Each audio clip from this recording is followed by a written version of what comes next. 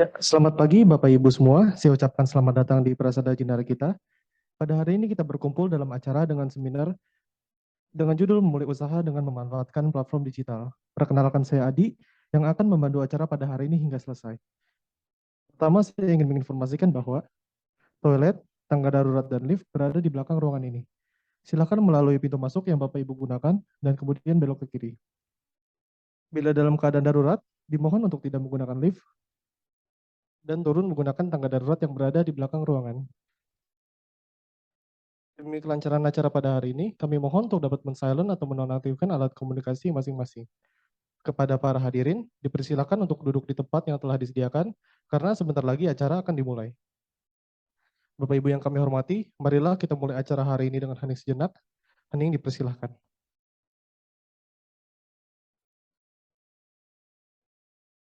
Hening selesai. Selanjutnya, marilah kita memasuki acara utama. Pada hari ini yang akan menjadi moderator adalah Saudara Siena Felinda. Kepada Saudara Siena Felinda, kami persilahkan. Terima kasih Adi. Baik, selamat pagi Bapak Ibu. Sebelum kita mulai sesi sharing kita pada hari ini, izinkan saya memperkenalkan diri. Nama saya Siana Felinda, saya salah satu pengelola Koperasi Maju dan di sini sebagai moderator. Untuk tema sharing kita pada hari ini itu adalah memulai usaha dengan memanfaatkan platform digital. Nah, sesi sharing ini akan dibawakan oleh pembicara kita, Ko Yendi Frans, dan kita akan sesi sharing terlebih dahulu, lalu kemudian di akhir sharing nanti akan ada sesi tanya jawab di mana Bapak Ibu bisa mengajukan pertanyaan langsung kepada pembicara kita. Baik, kita langsung saja. Mari kita sambut dengan tepuk tangan meriah pembicara kita, Ko Yendi Frans. Halo Ko, ya silakan Ko.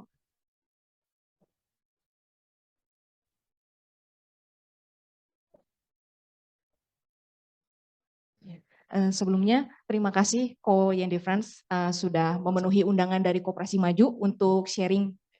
Silakan boleh dimulai kok. Oke, pertama-tama saya ucapkan terima kasih ya pada Koperasi karena telah diberikan kesempatan untuk sharing di sini. Jujur sebenarnya ini agak-agak nggak biasa ya karena saya juga kayak jarang gitu sharing-sharing kayak gini. Mungkin ini yang pertama kali ya. Jadi ya nggak apa-apa. Terima kasih juga buat Koperasi dan terima kasih juga buat saudara-saudara yang udah hadir di sini. Mungkin di awal saya akan memperkenalkan diri saya dulu. Oke, nah ini nama saya Yendi Frans. Saya juga sebagai owner Truskin dan saya juga sudah di digital marketing lebih dari 10 tahun. Sebelumnya saya cerita dulu background saya, kenapa saya memilih digital marketing. Saya waktu itu saya kuliah di Untar tahun 2015. Di situ saya ada 2005, angkatan 2005. Terus saya udah mau lulus itu saya ikut workshop sih. Saya ikut workshop yang dimana workshop itu tuh dia kasih tahu kalau mau kaya itu ada 5 usaha kata dia. Yang pertama business owner, pemilik business owner. Terus dia ada bilang mau main harus berkecimpung di dunia saham. Terus ada properti, ada digital marketing. Nah, satu lagi saya lupa. Cuman waktu itu saya sebagai mahasiswa baru itu saya berpikir, saya sempat di dunia properti saya berpikir, kayaknya saya nggak bisa deh, karena nggak ada pengalaman apa-apa gitu. Saya bingung mau jualan seperti apa. Jadi skip. Business owner, saya juga nggak ada modalnya. Jadi saya skip. Waktu itu saya pernah masuk ke saham. Saya coba belajar saham, tapi waktu itu saham nggak segampang kayak sekarang ya. Aplikasi cuman buku bisa top up 100.000. Oh dulu saham itu nggak ada kayak sekarang Mirail segala macam. Dulu tuh saham itu waktu itu saya Philips Sekuritas itu harus store 10 juta. Dan saya waktu itu masih kuliah, udah pengen lulus, masih skripsi, saya bingung nih, saya nggak ada duit segitu. Dan keluarga saya tuh juga bukan keluarga yang keluarga yang pas-pasan, tapi saya juga bukan sandwich generation. Jadi saya nggak biayain bawah saya juga nggak biayain orang tua saya. Tapi pas-pasan banget lah, banget gitu. Terus akhirnya saya pikir yang paling murah apa ya? Kayaknya setelah saya cari tahu, ternyata digital marketing yang paling murah. Karena waktu itu saya pernah baca-baca riset-riset, ternyata hanya butuh 300.000 doang untuk mulai modal di awal. 300.000 itu kayak, wah kayaknya bisa deh nih. saya masuk ke digital marketing itu. Cuman inilah awal saya kenapa saya masuk digital marketing, karena waktu itu saya masih kuliah, baru lulus, belum lulus malah. Saya coba-coba ini, modalnya murah banget buat mulai. Nah, waktu itu tantangan aja saya adalah waktu itu ketika saya baru masuk adalah saya bingung banget nih. Ini tuh mau ngapain ya? Ketika saya masuk, oke, saya masuk online. Saya bingung nih, saya mau ngapain gitu. Karena ternyata setelah saya ke dalam itu dunia online tuh luas banget. Banget banget. Jadi kita tuh kayak masuk ke hutan belantara tanpa kompas. Saya bingung banget gitu. Sampai akhirnya saya mencari tahu, saya ketemu kurs pembelajaran gitu.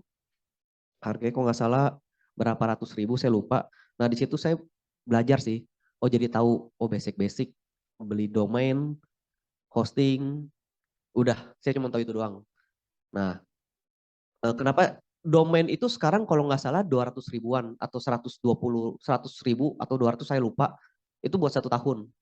Kalau hosting itu tergantung, ada yang 60 ribu atau 70 ribu sebulan. Sekarang, kalau zaman dulu saya berarti, saya mulai ini tuh 2011, jadi udah lebih murah lagi dulu tuh. Nah tantangan awal saya tuh saya bingung sih, mau ngapain, mau mulai dari mana. Saya belajar, saya bikin website dari nol, bener-bener dari nol, nggak kayak sekarang ya, kalau sekarang kayak gampang banget. Saya belajar bikin website dari nol dan itu jelek banget. Dan nggak ngasilin duit sama sekali selama hampir setahun kayaknya. Oke, nah akhirnya saya coba cari-cari lagi dan saya ketemu belajar lagi. Saya belajar lagi dan saya ketemu, nah ini affiliate Amazon. Nah ini awal mula saya mendapatkan uang saya. Pertama, saya tuh bikin website. Nah karena saya ada basic, saya bikin website lagi dari nol. Saya bikin website itu base-nya sekarang dari WordPress. Mungkin kalau ada yang pernah masuk itu dari WordPress. Kalau sekarang udah lebih gampang lagi. Udah ada Wix, udah ada template, kita tinggal kayak drag drop, itu lebih gampang banget. Kalau dulu saya masih pakai WordPress, saya belajar dari nol lagi. Terus dan ini juga tantangannya juga lumayan ya waktu belajar WordPress karena harus banyak install aplikasi juga. Jadi nggak ribet dan saya pernah dulu buat ngedit sesuai yang kita mau, itu harus ngedit CMS-nya dan itu saya pernah salah masukin karakter atau apa gitu. Akhirnya blank website saya. Dan itu jujur sih stres banget. Nah, jadi susah banget waktu dulu awal-awal kalau kita tuh nggak ngerti kita mau kemana gitu. Nah, habis setelah saya bikin website,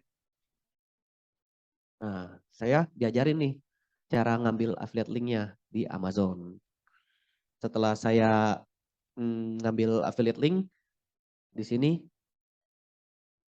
oh ya, ini marketnya market US ya, karena intinya gini, saya bikin review website ini tuh website buat market luar, saya bikin review produk.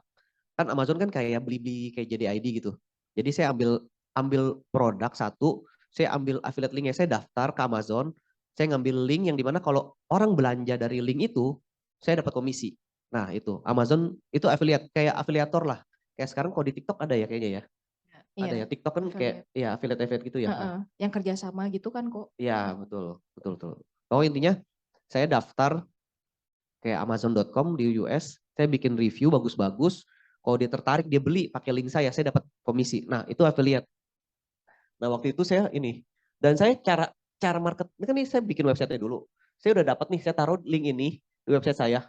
Nah saya cara bikin traffic, datengin traffic itu dari mana? Datengin traffic tuh datengin pengunjung ke website kita. Jadi kita bikin website percuma kalau nggak ada yang lihat. Nah dari sini nih, saya bikin waktu itu saya masih belajar CEO. CEO tuh kayak bikin page kita tuh ranking 1 di Google gitu. Jadi dengan harapan ketika website saya yang ini, dia bule-bulenya pada lihat nih, lihat website saya.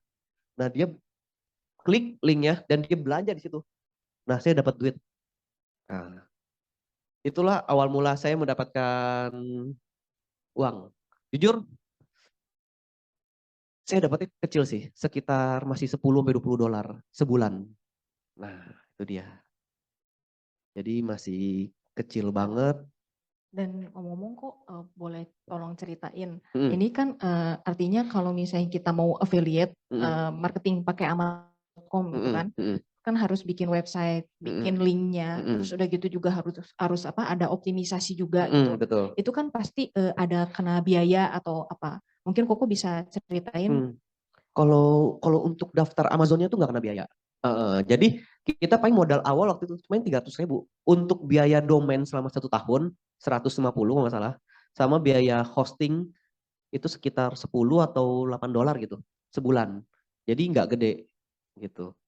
Untuk biaya hosting, hosting tuh domain tuh nama ya www.operasimaju.com gitu. Nah, itu namanya. Untuk hostingnya itu penyimpanannya, tempat penyimpanan. Jadi kita kalau domain doang nggak ada yang nyimpen, kita nggak bisa taruh isi ininya, isi kata-kata, video sama gambar tuh kita nggak bisa.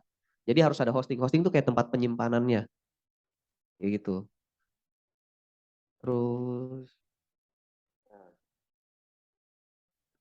setelah saya dapat duit ini nih, nah ini dia. Ini jujur sih, akhirnya saya dapat nih $900.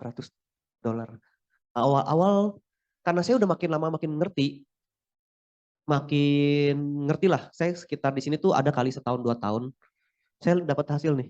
Ini waktu itu 2013, saya akhirnya dapat ngasilin nih. Nah, saya jujur sih untuk buat dapat hasil kayak gini tuh susah banget karena pertama saya harus belajar website juga dan saya harus belajar teknik-teknik optimisasinya dan itu saya belajar lagi, belajar terus sampai saya ketemu partner dan kita karena udah lumayan punya skill, akhirnya kita tuh kayak oh yaudah kita coba cara-cara lain yang di luar dari materi yang diberikan gitu. Kita kayak ngulik-ngulik sendiri.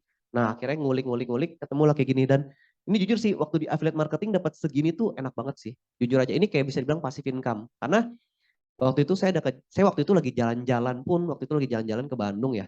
Pas saya lihat sih saya dapat tiba-tiba masuk $50, $30, $40. Karena saya waktu itu jualan TV seharga 2.000 yang OLED gitu. Bukan OLED kali ya, UHD atau apa gitu. Nah, saya jualan TV dan di Amazon itu komisinya tuh sekitar 4 sampai 8 sampai 10% gitu. 4 sampai 10%. Jadi $2.000 barang $2.000 saya dapat 4% ya. Itu sekali penjualan. Dan ketika udah ini hanya pendapatan 1 bulan ya. Ini pendapatan hanya 1 bulan aja gitu. Ini udah enak banget dapat kayak gini dan gak gampang juga buat dapetinnya. Tapi masalahnya adalah saya di band. Mantap banget ya. Akhirnya ketemu caranya, ketemu ngerti nih caranya. Oh, cara ngasilin duit gini di online. Saya ngerti dan akhirnya saya di band. Nih, account close. Dan di bandnya gara-gara nggak tanggung-tanggung. Sekali di band satu Indonesia. Makanya nggak ada kan sekarang materi pembelajaran course Amazon jarang banget di Indonesia karena kita di band satu Indonesia. Waktu itu, sekarang nggak tahu, kayaknya masih di band deh. Ini kalau sekarang pun kalau masih mau main Amazon ya, itu harus pakai VPN, itu udah kayak tekniknya tinggi banget deh. Itu setidaknya itu yang saya tahu. Kalau sekarang nggak tahu udah gimana. Nah ini, karena Indonesia tuh main black hat. Black hat tuh main cara scam gitu loh. Dia kayak cara curang untuk dapetin banyak income. Jadi dia kayak spam lah, jatuhnya kayak spam. Nah, jadi kalau saya waktu itu saya white hat. White hat tuh kayak saya main bersih. Saya main jujur gitu. Saya bikin artikel review bagus-bagus. Waktu itu partner saya yang bikin artikelnya, saya yang bikin ranking satunya. Kita bikin bagus-bagus dan ternyata karena Indonesia banyak banget main scam di band satu Indonesia dan saya cuma dapat cuma $20 doang, yang 900 sampai $1.000 itu belum sempat cair. Sedih banget sih. Cuman jujur sih kayaknya kayak capek banget dan akhirnya karena Amazon di ban, saya cari lagi affiliate lain. Maksudnya affiliate yang internasional tapi nggak seenak Amazon. Kita cuma dapat paling $50, $100. Udah nggak bisa ngulang-ngulang yang kayak gini tuh udah nggak bisa. Karena bermain di produk juga. Karena Amazon tuh kalau masuk Amazon, itu tuh udah kayak langsung trusted banget. Kita mau belanja apapun udah pasti dikirim sama Amazon dan barangnya tuh udah bagus-bagus gitu. Jadi kualitas Amazon tuh udah kayak mungkin Blibli sama JDID ya, udah pasti ori, nggak ada KW-nya gitu.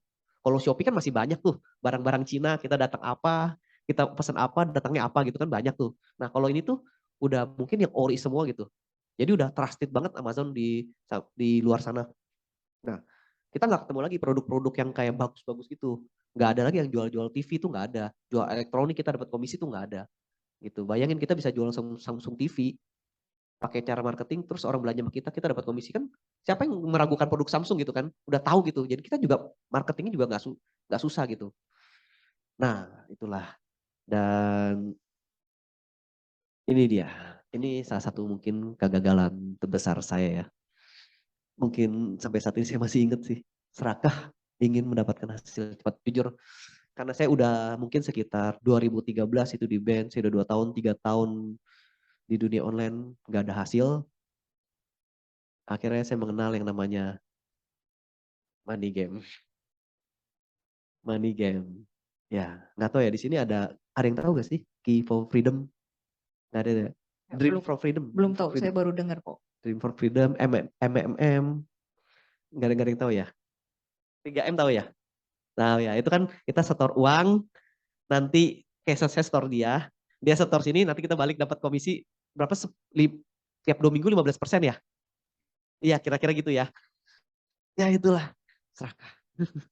Saya pengen buru-buru, mungkin pengen buru-buru tajir kali ya, kebelet tajir, enggak sih, kebelet capek juga, kayak harus mikir gitu, kayak tiap hari harus mikir, tiap hari kerja, saya kerja untuk buat sampai dapat 900 itu kayak sekitar lebih dari 8 jam saya kerja.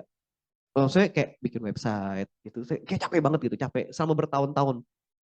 Dan ketika udah dapat hasilnya, kena ban. Aduh, kayak mungkin itu kayak capek banget kali, bener-bener capek banget dan akhirnya kayak wah boleh juga nih gitu. Lalu itu kok apa? Jadi setiap hari kok kerja tuh seharian nggak ada liburnya itu atau gimana? Gak ada libur karena saya gak ada duit. Karena gimana gimana kita mau libur kalau pikirannya tuh lagi gak ada duit. Kayaknya mau kemana saya? Keluar juga butuh duit kan. Jadi waktu itu ya saya kerja terus sih. Iya kerja terus lah. Tapi saya masih ada pergi main sama temen ya ada lah. Cuman kayak jarang gitu. Ya karena waktu itu bener-bener susah. Karena saya kan udah gak dapet penghasilan. Terus saya juga harus keluar duit kan gitu. Maksudnya untuk biaya hosting tiap bulan biarpun cuma 100.000 sih. Saya juga nggak kerja sama orang.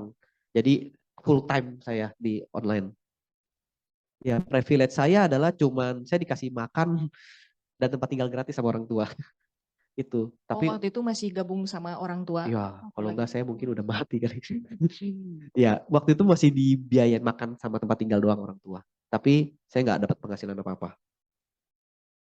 Gitu. Terus, nah ketika saya masuk di MMM, saya lumayan lama deh. MMM kayaknya paling lama ya Pak ya. Itu setahun ada kayaknya. Ada ya setahun ya. Iya. Itu enak banget sih. Itu enak banget. Itu kalau yang pernah ngerasin tuh enak banget ya. Kita cuma setor duit, taruh 2 minggu balik 15%. Itu duit dari mana? Wah, saya awal-awal cuma naruh 1 juta. Itu dari internet, Iya, online. transaksinya transaksi Transaksinya online. online. Semuanya tuh transfer. Jadi saya transfer ke sini, ini transfer ke sini, nanti saya dapat transferan dari orang lain lagi. Dan itu terusan, saya kayak arisan berantai sebenarnya. Semacam perputaran uangnya Iya, berarti ya. iya kayak gitu. Dan itu enak banget. Saya nggak perlu ngapa-ngapain kok didapat duit terus ya. Akhirnya saya gulung terus. Awal macam 1 juta 2 juta. Lama-lama udah 6 bulan kan udah mulai keter nih. Kayaknya bener nih. Kayaknya bener nih. Akhirnya saya gesek tunai lah. Pakai kartu kredit. Ya itu dia. Itu kesalahan terbesar saya. Mungkin kesalahan terbodoh saya. Serakah ingin cepat kaya. Akhirnya saya gesek tunai. Beberapa puluh juta. Putir nih. Awal kenceng. Wah kan makin gede itu dapatnya. Enak tuh. Sampai akhirnya tiba-tiba scam. Website tutup, semuanya tutup, utang ada. Aduh, gimana itu ya? Itu belum sempat balik modal kok ceritanya atau Balik, gimana? dipakai lagi. Oh, udah. Dipakai lagi, dapat duit, begitulah. Kita kalau nggak bisa ngolah duit, buang-buang duit jatuhnya. Dan gimana ya? Karena mungkin waktu itu literasi untuk saya ngatur duit masih kurang banget. Jadi ketika saya dapat duit, saya kayak, oh gue mau belanja apa nih gitu. Itu. Dan intinya, dan dapat duitnya juga nggak banyak. Karena kan saya kayak baru chip in gitu loh. Saya baru taruh. Sekarang saya cuman kalau saya hilang dari tabungan saya ya udah merem. Kalau ini kan saya habis gesek tunai, kartu kredit paling sebulan, nggak lama sebulan dari itu tutup. Jadi belum sempat balik gede. Iya. Yang kecil yang balik, yang berapa juta balik. Tapi kalau yang puluhan jutanya masih muter tuh. Nah di situ ya ini mungkin buat teman-teman semua jangan pernah main money game. Itu ya kalau mau main dengan risiko sendiri nggak apa-apa, cuman pasti scam. Terakhirnya pasti scam. Bisnis good to be true itu nggak ada. Makanya Indra Kents kena ya. Dia terlalu gampang banget ya. Ternyata dia nipu juga afiliator. Nah, itu kegagalan terbesar saya yang benar-benar saya ingat banget. Dan di situ dapat pelajaran adalah kalau mau kaya ya, mau kaya. Di situ saya waktu itu saya bilang diri saya mau kaya itu harus punya skill. Di situ karena yang waktu itu yang masih menghasilkan itu dari website bule saya, website luar negeri saya adalah saya masih ngasilin waktu itu. Masih ngasilin $50 kalau nggak salah. Tapi udah mulai agak nggak ke handle karena udah keenakan kan main di money game itu udah keenakan gitu. Jadi saya masih ya udahlah ini udah dapat dari sini gitu kan. Mungkin kalau waktu itu nggak kepikiran bakar scam, akhirnya agak ditinggalkan tuh websitenya dan income-nya makin lama makin turun. Sedangkan hutang saya ada. Di situ lumayan sih, lumayan menguras energi. Saya juga nggak bisa minta orang tua saya karena orang tua saya juga nggak ada duitnya. Dan saya juga waktu itu orang tua juga susah, lagi kesusahan ekonomi. Ya itu rasanya nggak enak ya, dikejar-kejar sama bank, suruh bayar tagihan, terus duit juga nggak ada. Itu benar-benar sangat-sangat gak enak banget deh. Makanya sebisa mungkin hindarilah money game. Setelah itu, kira saya berpikir, kayaknya coba deh ya masuk market lokal online shop. Agak malas sebenarnya saya waktu itu sih saya agak malas masuk online shop karena banyak dramanya. Ya banyak drama-dramanya di online shop. Saya agak malas dan akhirnya saya ya udah kita coba aja deh. Nah, saya mulai masuk ke online shop lokal. Nah, basicnya tetap sama. Saya bikin website. Karena saya punya skill bikin website, saya gampang, saya cepat. Dan terus saya punya basic juga skill CEO yang dimana saya ranking 1 dengan cepat. Jadi waktu itu saya langsung bikin palu gada. Saya dropshipper, saya jual apa aja. Waktu itu saya jual website pertama saya fokuskan untuk jual barang-barang kayak yang murah-murah. Kayak kelas bawah gitu, kayak blazer 60.000. Saya untung 30.000. Nah kayak gitu. Nah awal-awal di bulan pertama saya udah ngasilin 10.000 sampai 20.000 rupiah sehari. Ya kecil banget ya. Satu hari segitu gitu. Ya cuman ya udahlah gitu. Dan saya juga sempetin untuk nabung 20% setiap hari. Jadi saya nabung 2.000, 4.000. Saya tergantung dapetnya berapa. Waktu itu saya nabung. Karena saya mau kaya ya. Jadi orang sukses bilang kalau mau kaya harus nabung gitu. Harus pinter ngolah duit. Saya belajar dari pengalaman. Cuman jujur sih. Waktu itu sempet. Tadi 2.000, 4.000 sehari. Kapan kayanya ya nabungnya ya. Saya mikir. Tapi waktu itu ya udahlah. Gak boleh. Jangan mikir kayak gitu lagi gitu. Ya udah kerja aja. Ini kalau bisa dapetin 10.000 nih dari website ini. Saya pasti bisa dapetin 100.000. Saya duplikasi aja. Saya kerja keras lebih gila lagi gitu. Kalau bisa dapat 100.000, harapannya bisa dapat 1 juta sehari. Bener dong. Wah kayaknya boleh nih. Ya udah bener nih langkahnya nih. Akhirnya saya bikin website kedua. Website kedua itu saya batik, jualan batik. Ini saya marketnya saya naikin 50.000. Terus sampai saya bikin jual sepatu juga. Sepatu boot safety. Kalau ada yang nanya ngambilnya dari mana? Tokopedia. Nah, tuh. Saya ambil dari Tokopedia, saya jual lebih markup, saya jual lebih tinggi lagi. Nah, terus saya jual Lego. Nah, ternyata produk itu menentukan behavior customer ya. Saya jual yang murah-murah, itu udah harga murah. Saya dikomplain, ini kok barangnya kayak begini ya? Harganya 60.000 itu. Saya untung cuma 30.000. Pak, saya bilang, Gan, kita pakai Gan, juragan Gan. Gan, apa yang Gan harapin dari harga 60.000 blazer? Itu tipis banget. Ada kok saya harga 200.000. Mau hilang dia. Ya, jadi itu drama-drama kayak begitu banyak banget. Nah akhirnya karena saya malas dikomplain gitu, akhirnya saya jualah produk-produk yang di situ mulai ngerti lah ya, kita mulai ngerti. Saya jual Gundam. Nah Gundam kan gak ada komplain, udah jelas. Gundam kayak begitu, Lego udah jelas kayak gitu. Saya nggak pernah jual KW, Lego atau Gundam, saya nggak pernah nipu juga. Saya jual jujur gitu. Cuman harga saya naikin. Ya dagang lah ya, dagang ya. Kok nggak cuan dari mana? Saya naikin. Nah di situ dari website ini udah lumayan nih. Dari website Dari website doang, ini saya udah bisa ngasilin sekitar waktu itu 100.000 sehari. Udah lumayan tuh. 100.000 sehari berarti ya lumayan lah. Dari 10.000 kan naik 10 kali lipat. Nah saya cerita ke orang rumah.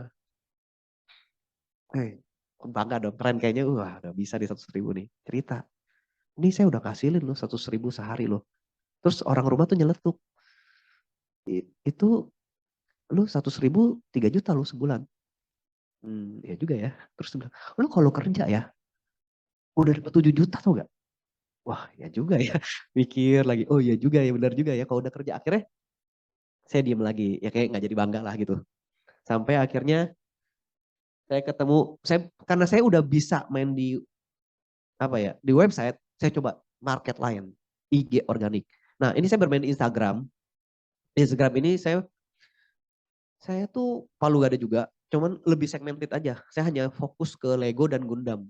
Dan saya caranya itu untuk Instagram ini, saya ngulik sendiri, saya cari sendiri caranya. Dan caranya tuh cara simple banget. Saya tiap hari itu posting, di posting, itu sekitar 10 sampai 15 postingan produk doang. Postingan aja, postingan. Terus saya bermain di hashtag. Udah gitu aja terus. Dan itu ngasilin.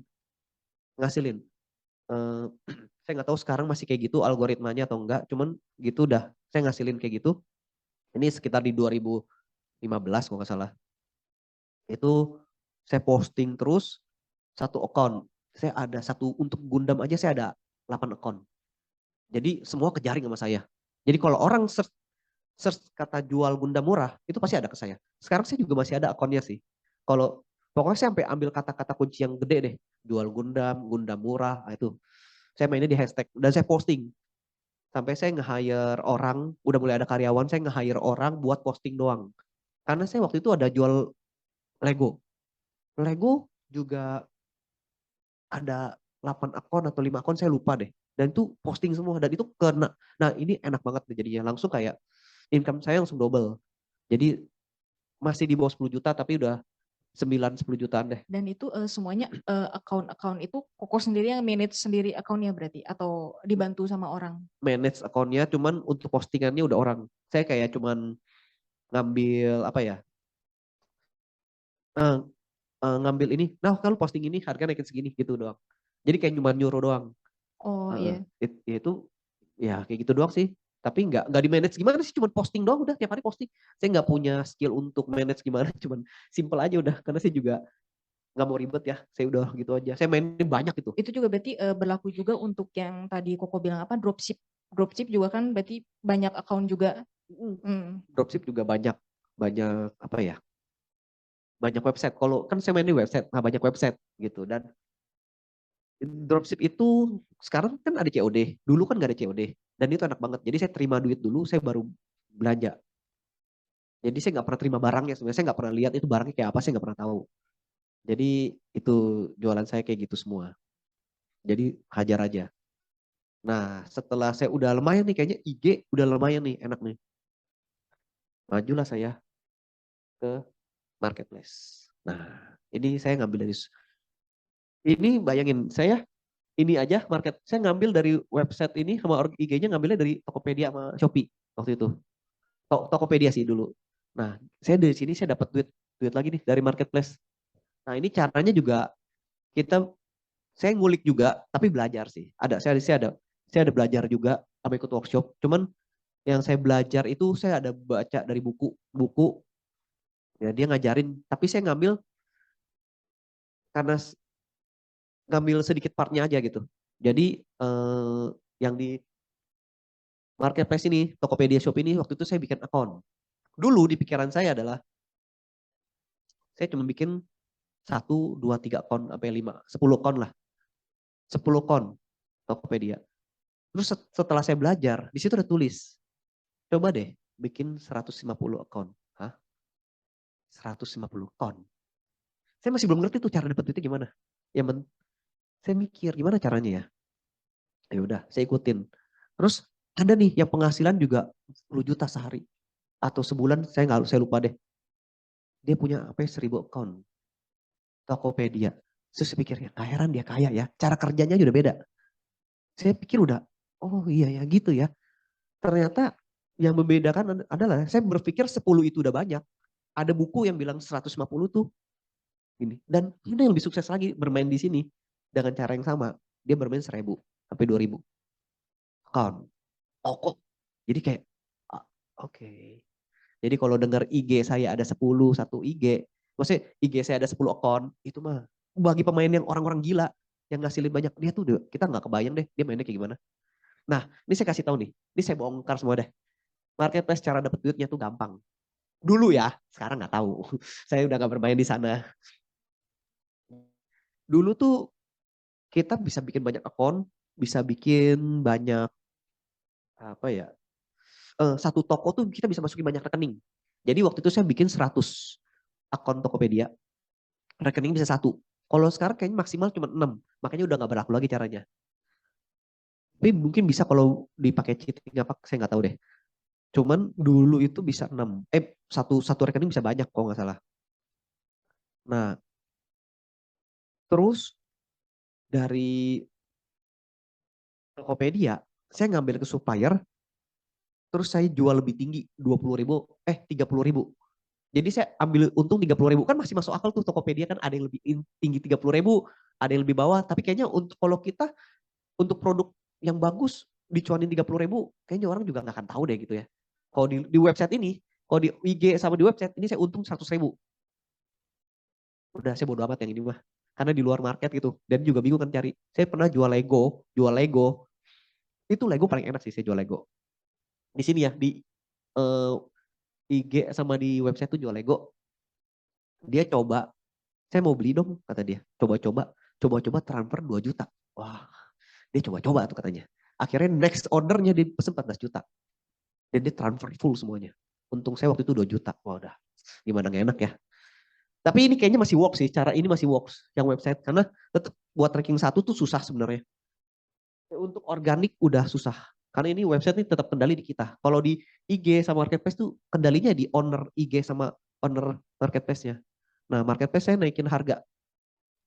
Di sini saya naikin harga 30.000. Nah, saya udah bikin nih 100 toko. Ketika saya udah bikin 100 toko, penjualannya dikit. Kok gimana ya caranya ya? Akhirnya saya cari cara, oh, nemu nih.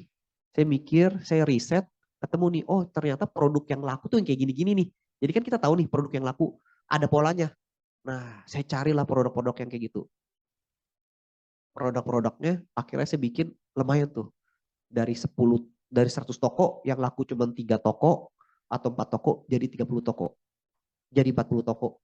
Jadi 60 toko. Itu rame. Akhirnya saya kebanyakan orderan. Nah, cuma bedanya pakai modal kalau ini.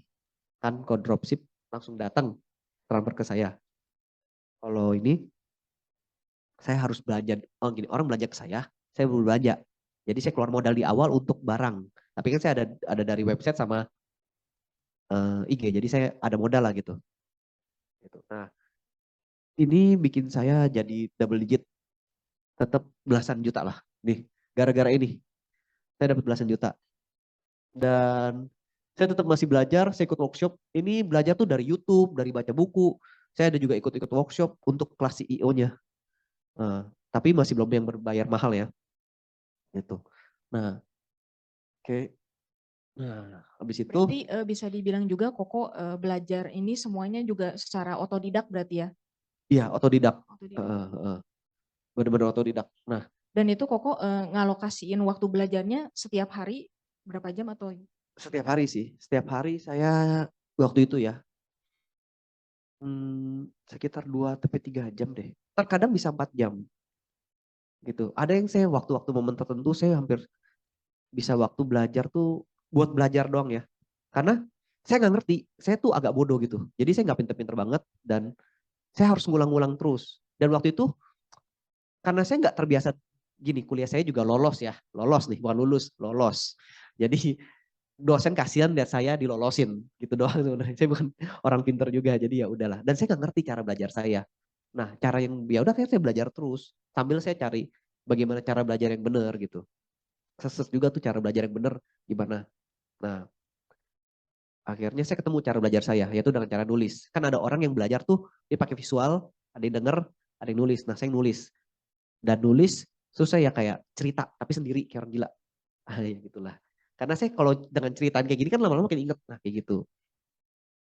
Ya kayak saya sharing gitu. Nah habis itu saya belajar tuh tiap hari dan karena dari sini saya udah lumayan menghasilkan dan saya juga waktu itu aktif di organisasi juga. Saya mulailah ngajak teman-teman saya yang dekat sama saya, yang main bareng sama saya. Yuk kita bisnis bareng aja. Yuk kita bareng-bareng. Jadi saya ajarin dengan harapan suatu saat kita bisa partneran, kita bisa bikin bisnis kita makin gede dan kita tetap main. Itu harapan saya. Dan setelah berjalan waktu, akhirnya saya ketemu partner yang tepat ya. Dan ini partner yang tepat ini sama yang teman saya itu, saya punya 5 atau 6 teman yang saya ajarin, yang jadi cuma satu. Dan itu pun dengan proses yang harus ngikutin aturan saya, yang dimana harus belajar kerjanya. Dan dia tuh waktu itu kerja, dia cukup orangnya lumayan agak-agak mantep lah. Kenapa? Karena dia pulang dari kerja, dia langsung praktek.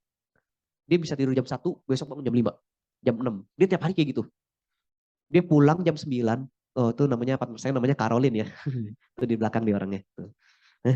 Ya, dia cukup, dia termasuk orang yang sangat gigih sih. Nah, jadi semuanya sebenarnya tuh nggak ada yang instan di sini. Jadi semua kita harus usaha aja. Ya instan itu money game itulah. Tapi ya abis itu dia ada partner saya tuh sampai setahun, saya ketemu partner saya ngajarin dia ngikutin semua selama setahun lebih dan akhirnya kita partneran. Terus waktu itu waktu lagi Cikarolinnya gabung jadi partnernya Koko, apa ada misalnya keluar juga modal atau biaya tertentu untuk ikutan waktu itu bisnis bareng sama Koko? Modal kita gini, karena basic saya modal dari 300.000, jadi saya nggak pernah mikirin modal di awal. Saya mikir dia bisa dulu gak? Dia bisa ngikutin saya dulu gak? Kedua, dia bisa ngasilin duit gak? Jadi gini, saya ngajarin bisnis. Saya ngajarin yang tiga ini nih. Saya ngajarin ke teman-teman saya 3 ini dan hanya si Caroline yang ngasilin dan dia pun akhirnya dia resign dari kerjaan dia di mana dia udah ngasilin juga. Jadi udah sebenarnya modalnya modal apa ya? Modal dia niat buat belajar doang sih. Jadi karena di awal saya bikin akun IG kayaknya nggak butuh 2 modal ya. Bikin Tokopedia juga nggak butuh modal. Maksudnya saya ajarin 2 ini aja, itu udah nggak butuh modal. Itu udah bisa ngasilin duit gitu. Kalau ini saya nggak bisa ngajarin karena ini terlalu kompleks.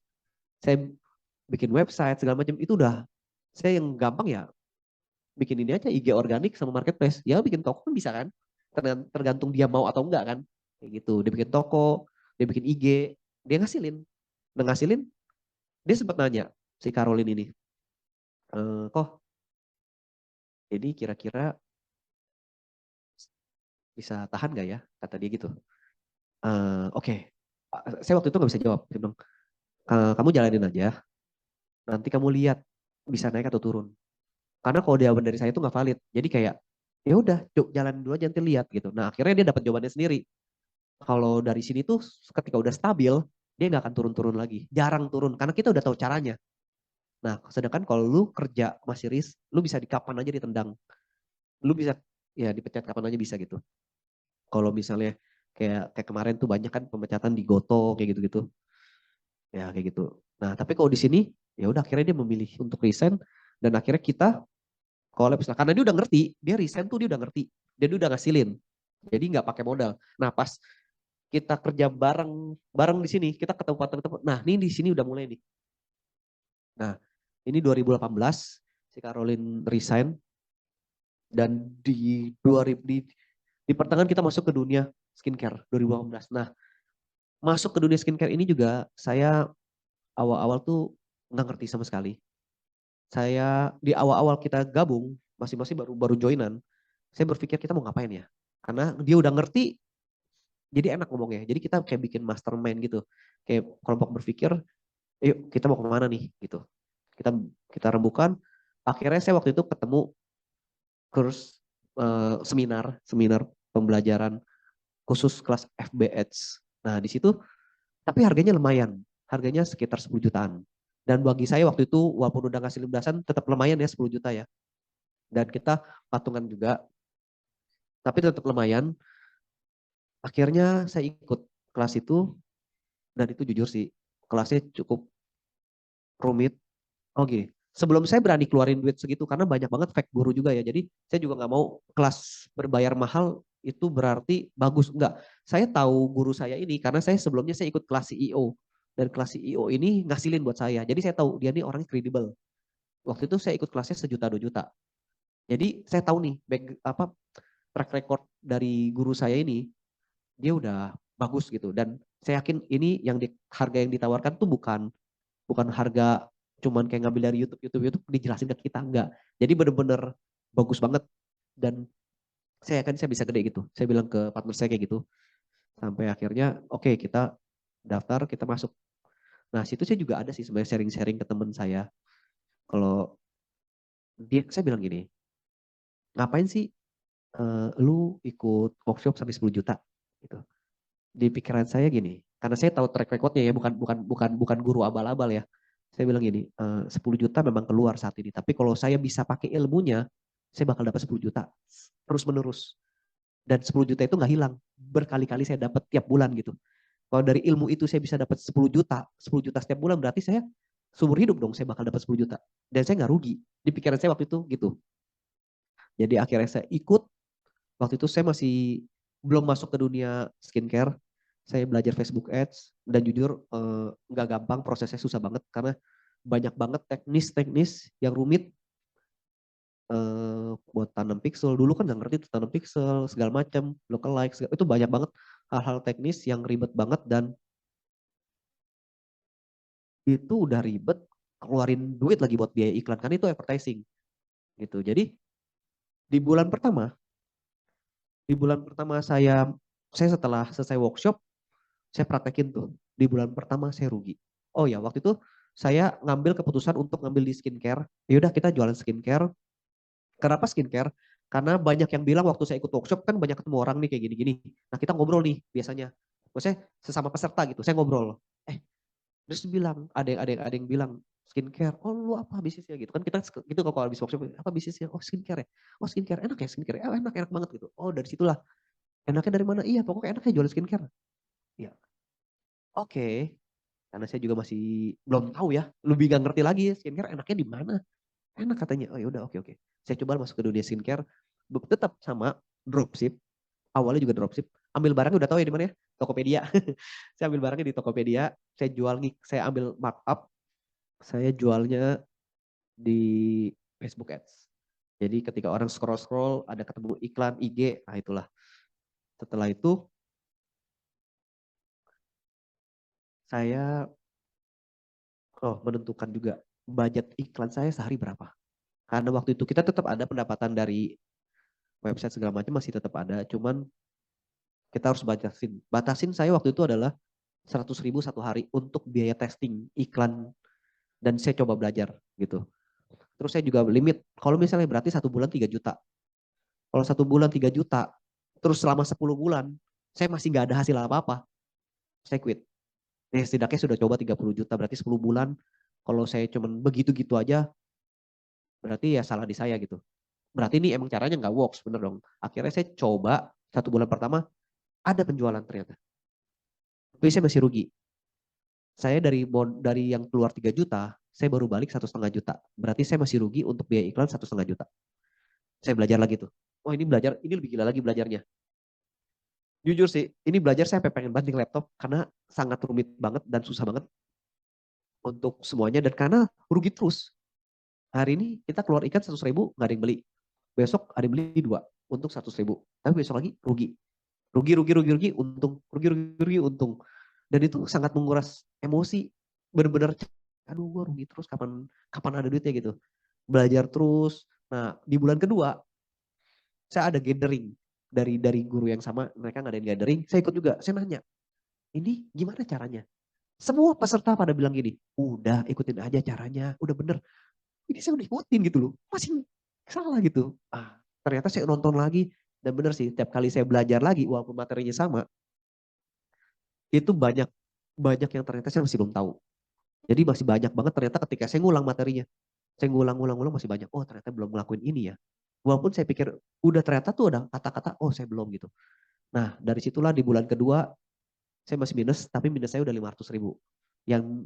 Yang tadinya minusnya 1,5 juta jadi minus 500.000. Dan di bulan ketiga saya masih tetap nanya, di bulan ketiga tuh di bulan September kalau nggak salah atau Oktober, saya udah ada untung 500 atau 800.000 saya lupa. Pokoknya belum sampai 1 juta. Di bulan ketiga saya baru ada untung. Dan di bulan keempat langsung naik 5 jutaan. Itu langsung drastis gitu. Nah itu. Dan di bulan ke-6 itu bulan Desember saya ingat banget, saya keluar duit lagi 10 juta. Saya masih minus ya, saya keluar duit lagi di guru yang sama. Di guru yang sama, saya keluar lagi duit 10 juta. Dan ini beda, ini kelas FBH untuk kelas advance. Yang dimana yang boleh masuk itu, kelas itu hanya khusus yang udah bisa di scaling iklannya dan udah untung gitu. Dan karena saya waktu itu saya sudah untung, saya coba aja daftar.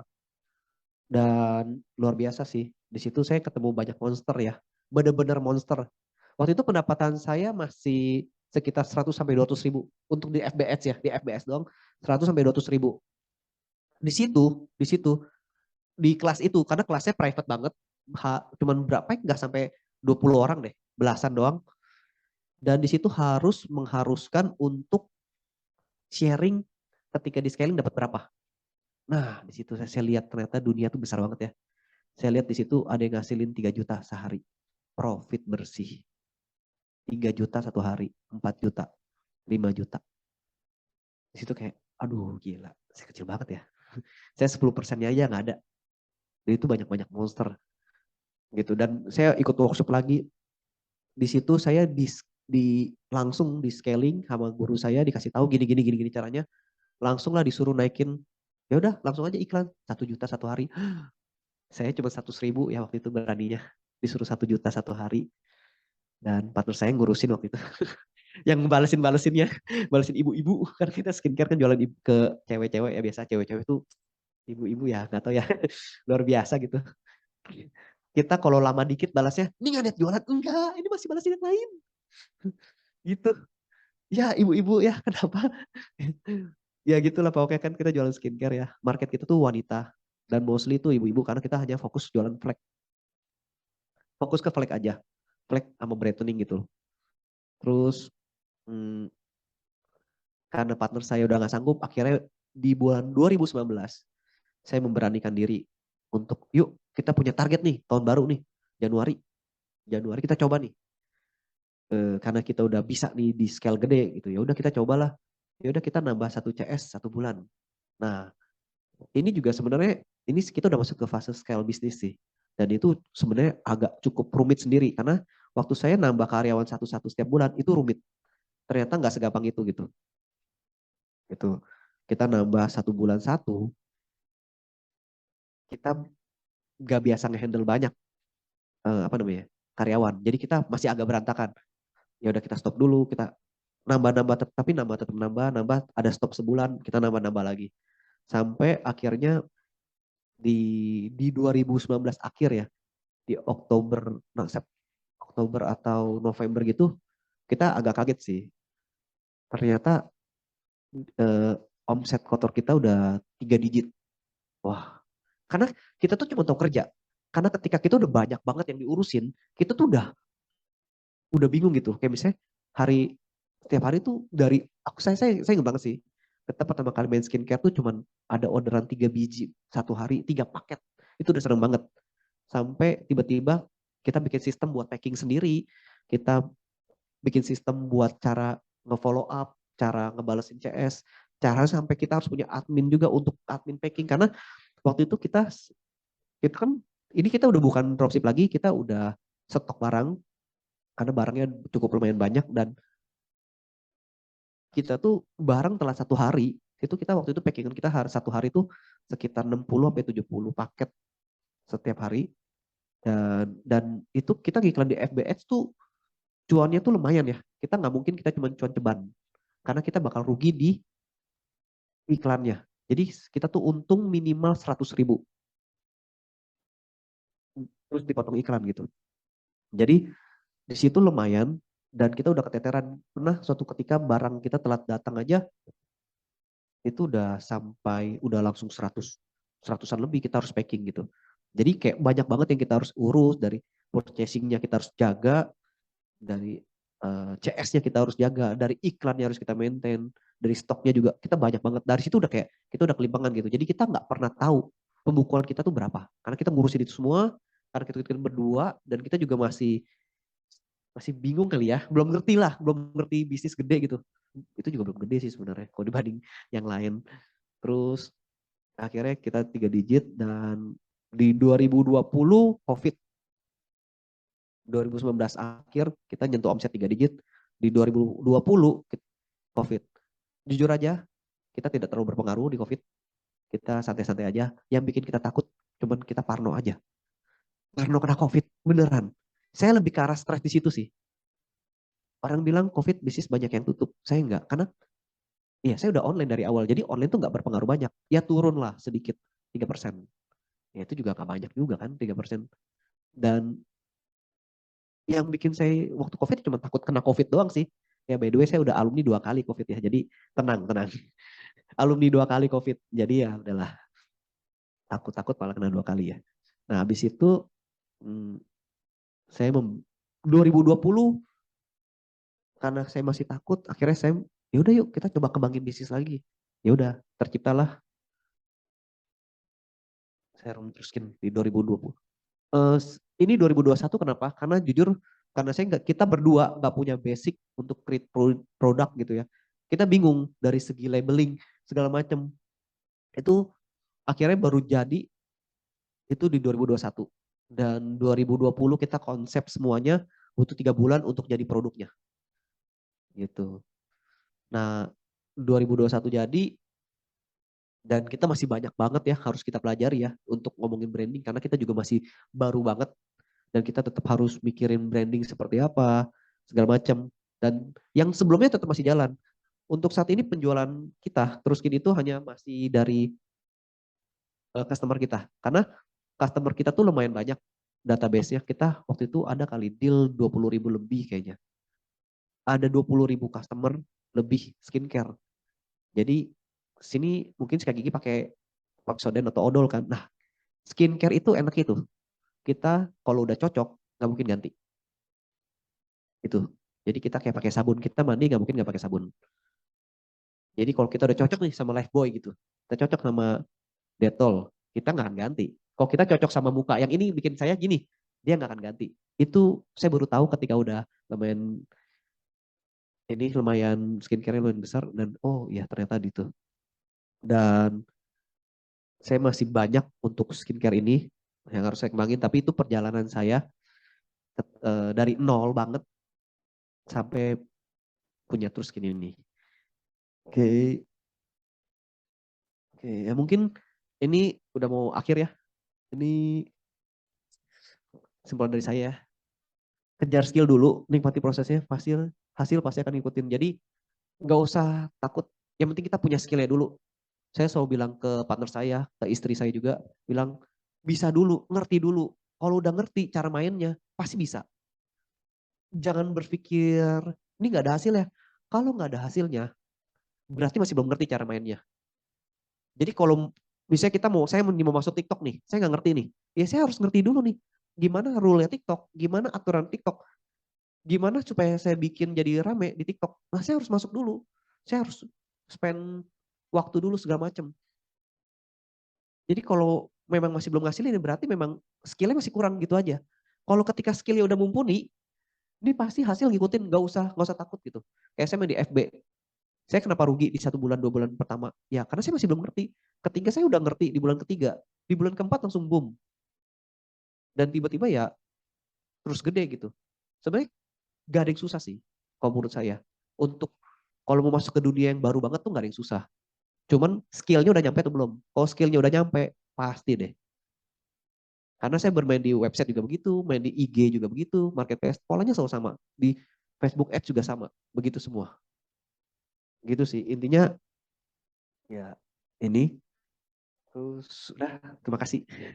Oke. Ya, sama ini sih kok. Kan saya mau ada pertanyaan sedikit gitu ya. Kan kalau kita itu artinya untuk memulai sesuatu yang baru itu kan harus ikut pelatihan atau workshop gitu kan.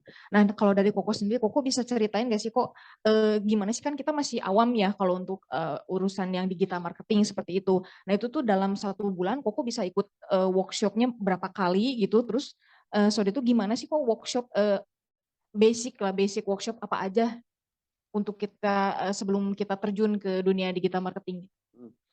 Oke.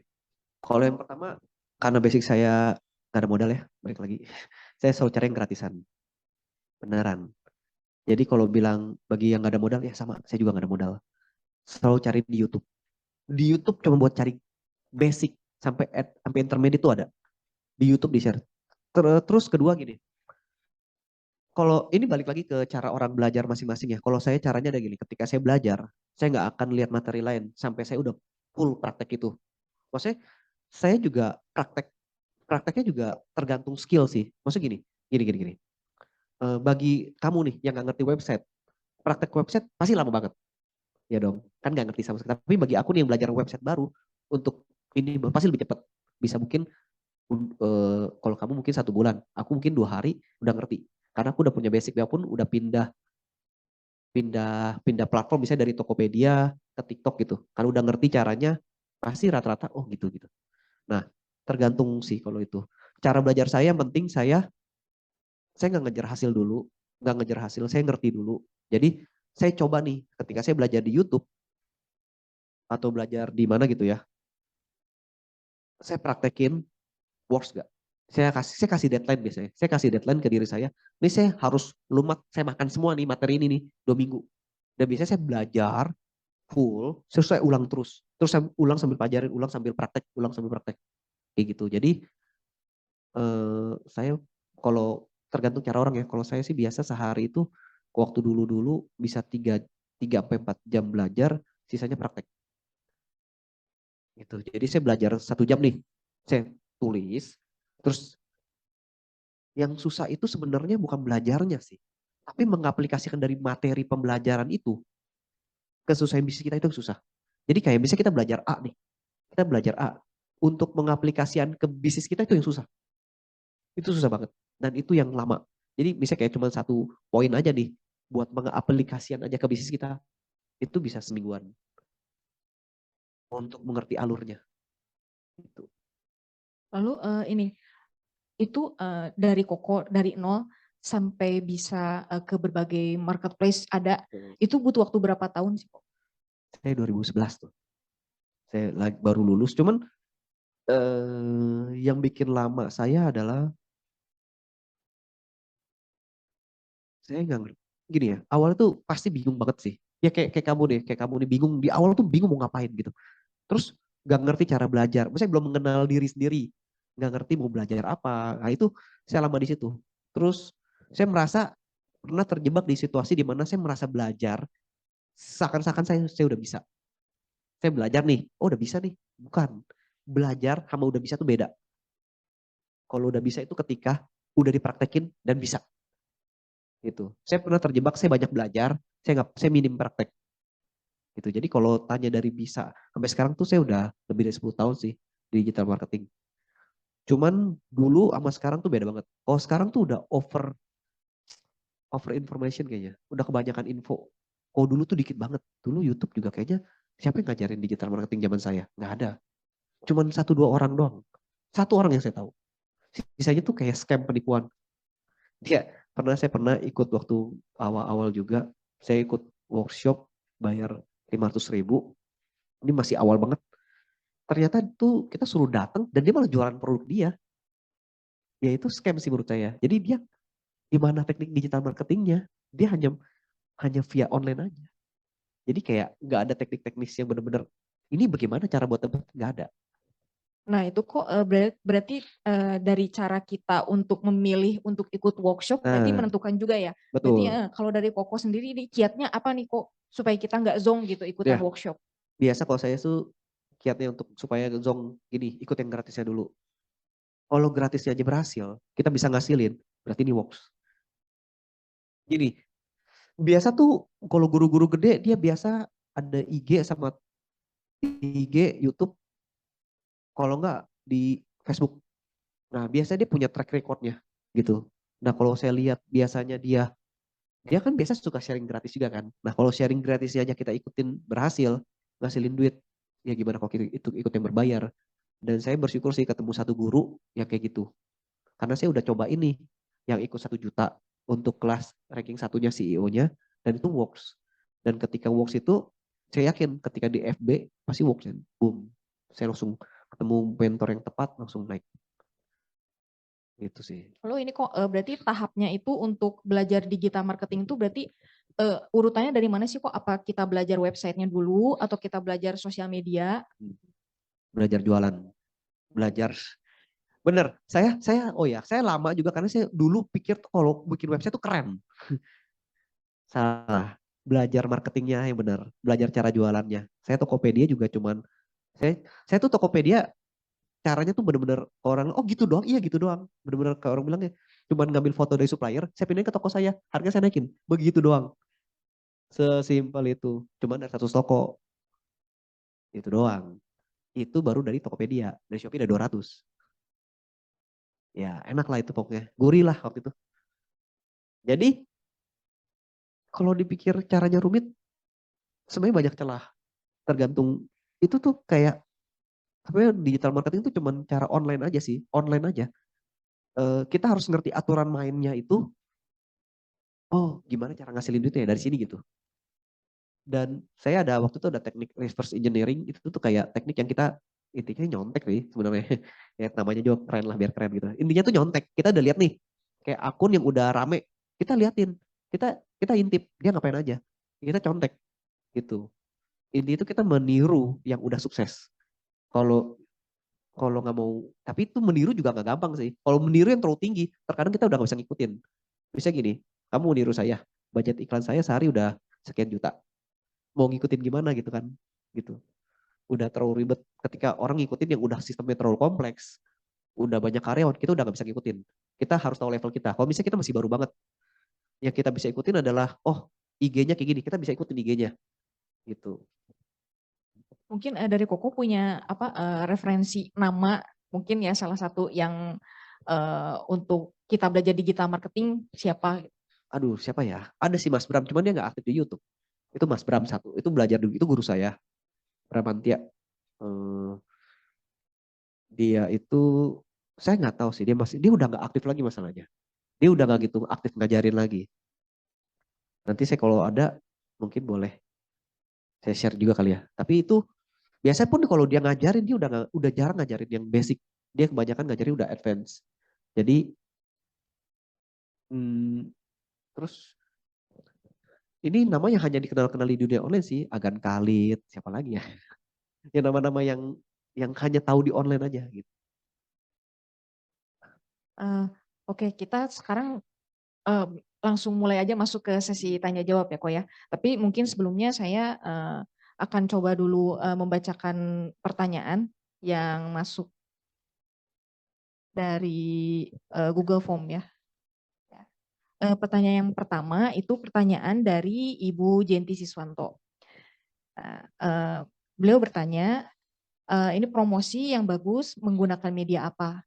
Karena beliau pakai IG yang berbayar itu ya, Instagram berbayar itu kurang efektif. Silakan. IG berbayar berarti IG Ads ya? Atau endorse? IG Ads. Nah, kalau pakai IG Ads itu menurut saya semua masih works. Jadi gini, karena saya juga pelaku di Facebook kan sama IG sama ya, dia metaan.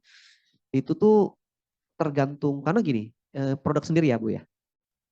Produk sendiri. Kalau produk sendiri sebenarnya itu pakai boost atau masuk ke business manager. Nah kalau boost emang kurang works. Karena harus ke business manager. Makanya business manager itu rumit sih. Karena gini, dan dibutuhkan website. Karena kita bisa tanam pixel kita. Jadi alurnya gini, ini nggak apa-apa agak teknis ya. Jadi kita harus punya website, website produk Ibu, di mana di situ nanti ditanamin pixel, pixel dari Facebook, Meta, yang di mana nanti ketika orang masuk ke situ kita bisa tahu. Dan ketika misalnya gini, Ibu terjadi penjualan 100 dan dari Facebook itu kita bisa dari pixel itu kita bisa bikin look like audience. Jadi orang yang similar sama orang-orang yang beli dan itu gede. Bisa bikin gedenya dari situ. Dan di situ juga ada targeting. Ya sorry Ibu, jual produk apa? Oh, guest house. Oh, berarti guest house ya. Berarti kayak hotel gitu. Ya. Kalau oh, iya, kebanyak kebanyakan kalau di itu berarti yang penting kita harus memposisikan diri kita sebagai customer gitu. Kalau kita lihat iklan, berarti kan itu ngiklan. Kalau kita ngiklan sebenarnya nggak ada iklan yang nggak works. Yang ada tertarget atau tidak. Kita nggak mungkin jualan mobil di anak kecil kayak gitu. Konsepnya kayak gitu aja. Jadi kita harus masuk ke targetingnya. Kalau targetingnya tepat, oke pasti gitu. Misalnya kalau orang targetnya orang yang mau suka fashion, kita target orang yang kita jual fashion, ya pasti dia bakal beli. Oh, dia suka banget nih gitu. Nah, sebenarnya balik lagi itu kenapa ke bisnis manager, kenapa bus pos itu kurang efektif karena nggak disuruh isi targeting kan? Ya, nggak bisa itu. Itu yang bikin nggak bagus pasti gitu. Mungkin bus bisa laku. Sebenarnya itu juga laku. Kalau misalnya kita jual obat keabadian gitu. Nah, itu kayak produknya itu loh. Kalau kita jual produknya yang benar-benar wah gitu. Produk anti meninggal gitu. Orang minum pasti pasti bangun lagi. Itu mau dipakai iklan apapun aja, orang cuma ngomong aja udah pasti banyak yang mau. Apalagi terbukti gitu. Jadi sebenarnya konsepnya tuh tertarget atau enggak. Kalau tertarget pasti beli. Walaupun itu harganya 1 miliar. Iya dong, kayak obat anti hidup gitu, anti mati misalnya. Gitu. Itu hanya contoh, cuman mau semalah apapun, works nggak works itu tergantung dari cara kita menawarkannya dan tertarget atau enggak. Kita jualan mobil yang lihat anak-anak alay, ya udah nggak akan, mau gimana pun juga mau ngeluarin budget 100 juta juga nggak akan tertarget gitu. Jadi mungkin bisa belajar bisnis manager dan itu udah banyak sih di YouTube yang gratis, cara cara pasang bisnis manager, cara pixel, bikin website pun udah ada yang murah kok. Sehari sebulan ada yang 100.000 udah ya, nama domain beda lagi dan itu gampang, tinggal drop and drag. Ada Berdu, ada Wix, ada apa ya, saya pakainya Berdu sama Niaga Hoster, jadi ya udah gampang sekarang. Mungkin dari Bapak Ibu ada lagi yang ingin mengajukan pertanyaan, boleh silakan. Nanti bisa menyebutkan nama terlebih dahulu, lalu kemudian nanti mulai bertanya.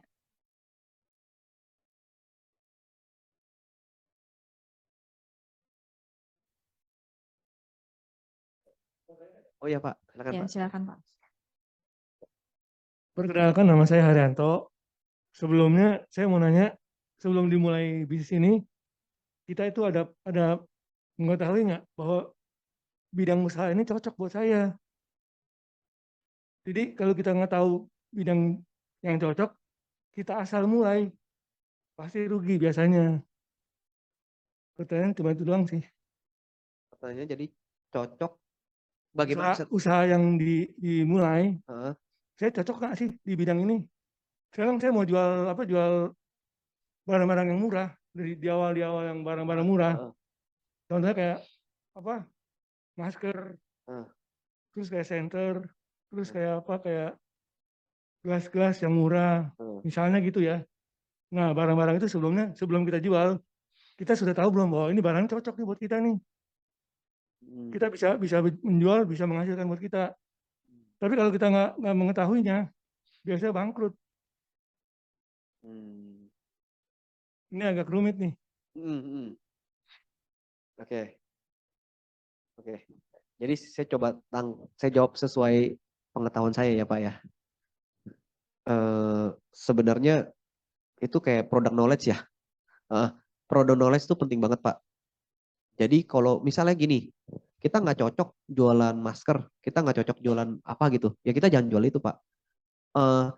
Kecuali Bapak punya brand sendiri dan Bapak tahu apa yang Bapak jual, ya Bapak harus fokus di situ. Tapi kalau misalnya, karena gini, kalau kita nggak ngerti apa yang kita jual itu susah banget Pak. Contoh kayak gini, saya jual Lego. Di awal, saya jual skincare deh. Di awal-awal saya nggak ngerti skincare itu apa. Maksudnya gini, saya tahu, cuman saya aja nggak tahu nih skincare tuh ada apa aja. Cuman ya saya coba paksa untuk belajar Pak, gitu. Jadi kalau tanya suka atau nggak suka, kalau saya waktu itu saya mikir gini, mau duit atau nggak mau duit gitu aja. Saya mikirnya ke situ. Jadi kalau masalah suka atau nggak suka, ya saya juga nggak suka sih jualan, Pak. Saya sukanya mah main game gitu, rebahan gitu, pacaran, ya kayak gitu-gitulah. Jadi kalau ditanya kita tahu atau enggak, sebenarnya balik lagi Pak, seberapa willing kita untuk pengen punya duit. Karena waktu itu saya struggle banget. Karena saya ada hutang kan, mau nggak mau saya harus kerja. Kalau nggak saya nggak ada duit. Jadi cara ngelunas hutangnya, kan gini Pak. Ini saya kasih tahu tipsnya. Mana ya? Nah, di sini saya udah lunas Pak. Karena saya udah dapat income belasan, utang saya puluhan. Saya udah lunas, saya bayar cicil. Nah, yang susah ketika saya masih di sini dan belum di sini dan belum mulai. Ah, itu susah Pak. Saya waktu itu baru dapetin ngasih 100.000 sebulan, 200.000 sebulan. Masih belum online shop, masih di website internasional bule-bule itu loh. Di Amazon. Bukan di Amazon sih, ya di website bule lah. Itu saya kan gesek tunai. Saya gesek tunai lagi. Jadi saya nggak bayar full. Jadi saya tetap bayar 3%. Kalau nggak salah gesek tunai 3,5 atau 3%, saya lupa. Karena saya nggak punya duit, saya cuma bayar 3%-nya itu Pak. Karena 2 bulan nggak bayar Pak. Ya, karena nggak ada duitnya. Gitu. Waktu itu 3 bulan tuh 500.000. 2 bulan tuh 500.000. Saya udah teleponin orang bank terus. Tapi itu nggak lama sih. Saya habis itu saya udah, karena 2 bulan, saya akhirnya udah ngasilin 200.000, 500.000. Saya udah bisa dapat, saya udah bisa bayar. Gitu. Jadi tetap gitu terus. Utang saya nggak berkurang sebenarnya. Sampai saya udah di sini, udah di organik aja. Saya udah ngurang terus Pak. Ngurang terus. Ya udah sampai situ udah nggak ada utang lagi Pak. Jangan berhutang Pak. Mereknya skincare-nya ini Pak. Terus skin. Ini yang merek saya. Boleh kok, mungkin sambil Oh, dipromosiin ya aja sekalian ya, nah, karena ini. barangnya ada di depan. Ini bikin sambil jualan ya. Ini sekelas something ya. Kita bikinnya di pabrik something juga. Kalau tahu something. Dan kita ini niacinamide 8% plus kolagen. Jadi bikin kulit juga kenyal gitu. Dan black spot hilang semua. Itu sih. Udah komisi jadi jualan ya. Oh nih, untuk koperasi diskon. Nah itu dia. Ini harga jualnya berapa? Partner, Lin? 99%, 99.000 ya? Kalau untuk koperasi berapa? Berapa? 89.000. Nah, 89.000 buat koperasi. 15 orang pertama. Enggak. Iya. Hanya untuk 15 orang pertama. Ini mungkin kok ada dijualnya dipasarkannya secara online atau mungkin offline? Aku juga jualnya. Oh ya, kita hanya jual di online aja. Kita belum masuk ke Sosiola, belum masuk ke yang lain, belum masuk gitu. Karena kita masih baru juga dan kita harus tetap maintain cara untuk bikin produknya. Antara kita mau gimana ya maksudnya? Karena bikin produk ini nggak cepat. Jadi kita harus tetap dihitung semua gitu. Karena kalau di Sosiola kan barang mati ya di situ ya. Kayak dead stock gitu.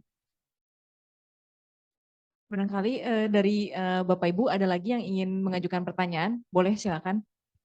Oh iya, silakan. Halo Ko, Halo. selamat siang. Siang. Aku boleh nanya Ko, Boleh. kalau misalnya Ko kan udah jalan dari 2021 ya, Apanya? mulai online shopnya. 2011. Oh 2000, enggak maksudnya yang terus skin Oh ini. terus kan iya 2021 betul.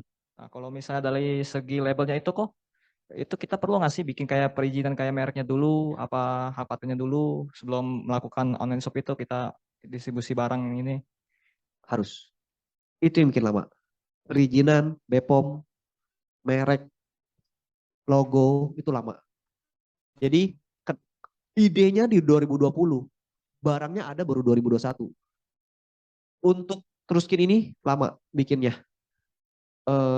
Logonya kita ditolak, mereknya kita ditolak berkali-kali. Itu lama. Penolakan mau waktu seminggu. Tapi kalau ketemunya langsung ya langsung jadi. Dan itu lumayan makan waktu. Terus untuk barangnya sendiri aja, setelah mereknya udah boleh, maksudnya udah di badan haki udah masuk gitu ya. Kita baru produksi dan itu butuh waktu lagi 3 bulan produksi setahu saya. Gitu sih. Oke kok, terima kasih kok. Oke, sama-sama. Baik, ada lagi mau bertanya ya? Nama saya Juvin. Ya. Mau nanya, ini kan kalau tadi itu lebih ke kita marketing produknya. Kalau untuk branding produk di awalnya sendiri, ini kan secara brand misalkan Truskin ini awal-awal masih baru, belum ada yang kenal. Secara brandingnya sendiri tuh di awal, tipsnya apa sih kok buat biar orang, soalnya kan ada brand-brand lain juga kayak yang tadi disebut Something, kenapa orang bisa buat tertarik ngeliat produk kita gitu. Oke. Kalau untuk itu saya jujur sih, saya masih untuk jualan itu saya masih jualan ke customer-customer saya yang lama. Dan branding itu sebenarnya aktivitas yang berbeda. Kalau saya masih jualan. Saya masih jualan. Kalau kayak Something itu mereka kayak udah bakar duit. Gitu. Jadi kalau mau untuk brand-brand di awal, kalau yang mau murahnya ya, saya selalu berpikir yang murahnya sih. Kalau mau mahal gampang cari agensi, suruh dia ngurusin semua. Itu kita bisa bayar berapa puluh juta gitu. Cuman kalau untuk yang kita masih baru, modal terbatas banget, cuma bisa bikin produk, masuk TikTok. Terus Instagram itu ada untuk company maksudnya kayak untuk profil produknya doang. Pertama Instagram untuk kayak mempercantik gitu loh, kayak apa sih ini produk kita gitu. Terus kalau untuk mau viral ya TikTok. Coba aja. Saya tuh tipenya gak bisa ketemu langsung satu jebret. Saya tuh kalau saya udah masuk TikTok, saya pasti bikin 100 video. Saya blast terus. Saya lihat mana yang viral. Karena di awal kan kita nggak tahu nih rame yang mana gitu. Jadi ketika udah tahu cara viralnya, ya udah. Nah, dengan viral biasa brand naik sendiri. Tapi saya masih minim ya soal branding ya, karena saya basicnya masih dari awal tuh digital marketing. Jadi saya masih berpikir sebagai digital marketing. Kalau untuk branding saya nggak bisa ngomong banyak karena waktu itu saya cuma pikir saya harus punya produk aja. Dan saya baru mau masuk ke gedein juga baru-baru sekarang gitu. Maksudnya untuk ekspansi lebih besar lagi.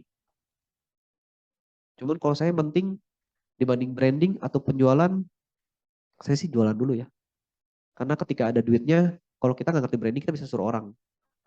Itu sih. Tapi balik lagi cara orang beda-beda. Kalau Something tuh kalau nggak salah dia dapat investor juga. Jadi dia gede. Dia bakar duit lah. Gitu. Oke, thank you kok. Semoga menjawab ya. Oke, ada lagi pertanyaan berikutnya? Silakan.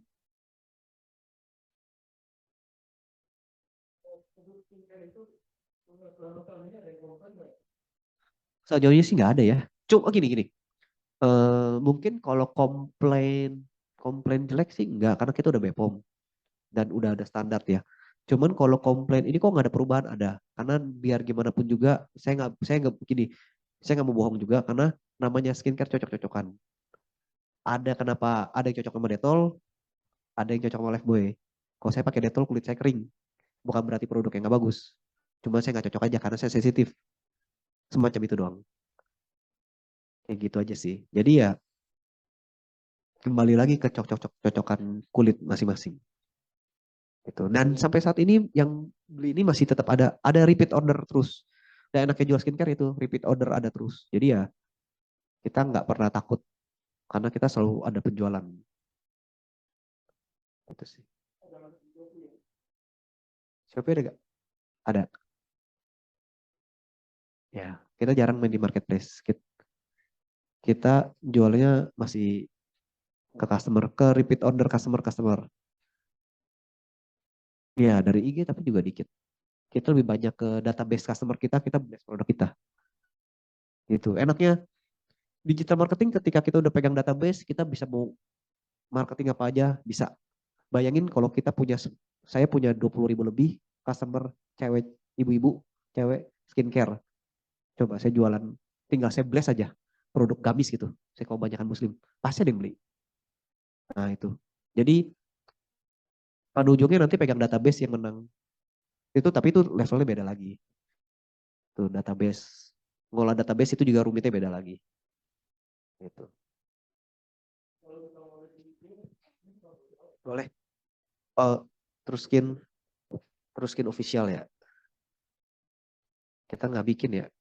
Nggak taruh masuk ini.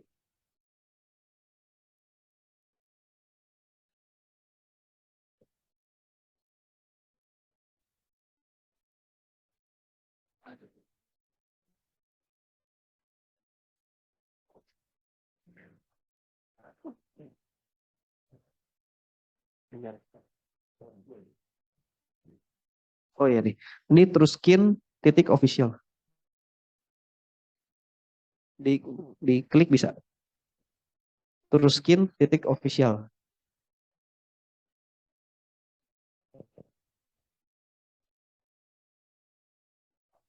Di sini bisa. Di IG boleh, kalau masuk IG bisa. Nanti ada coba ditampilkan di ini. Mungkin bisa di follow.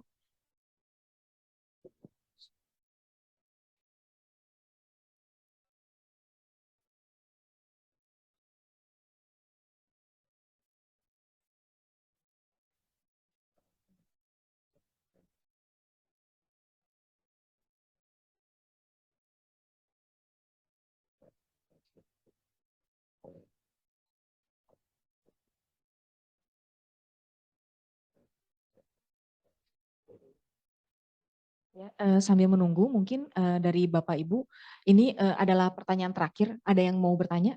Pertanyaan terakhir? Boleh. Ya, silakan.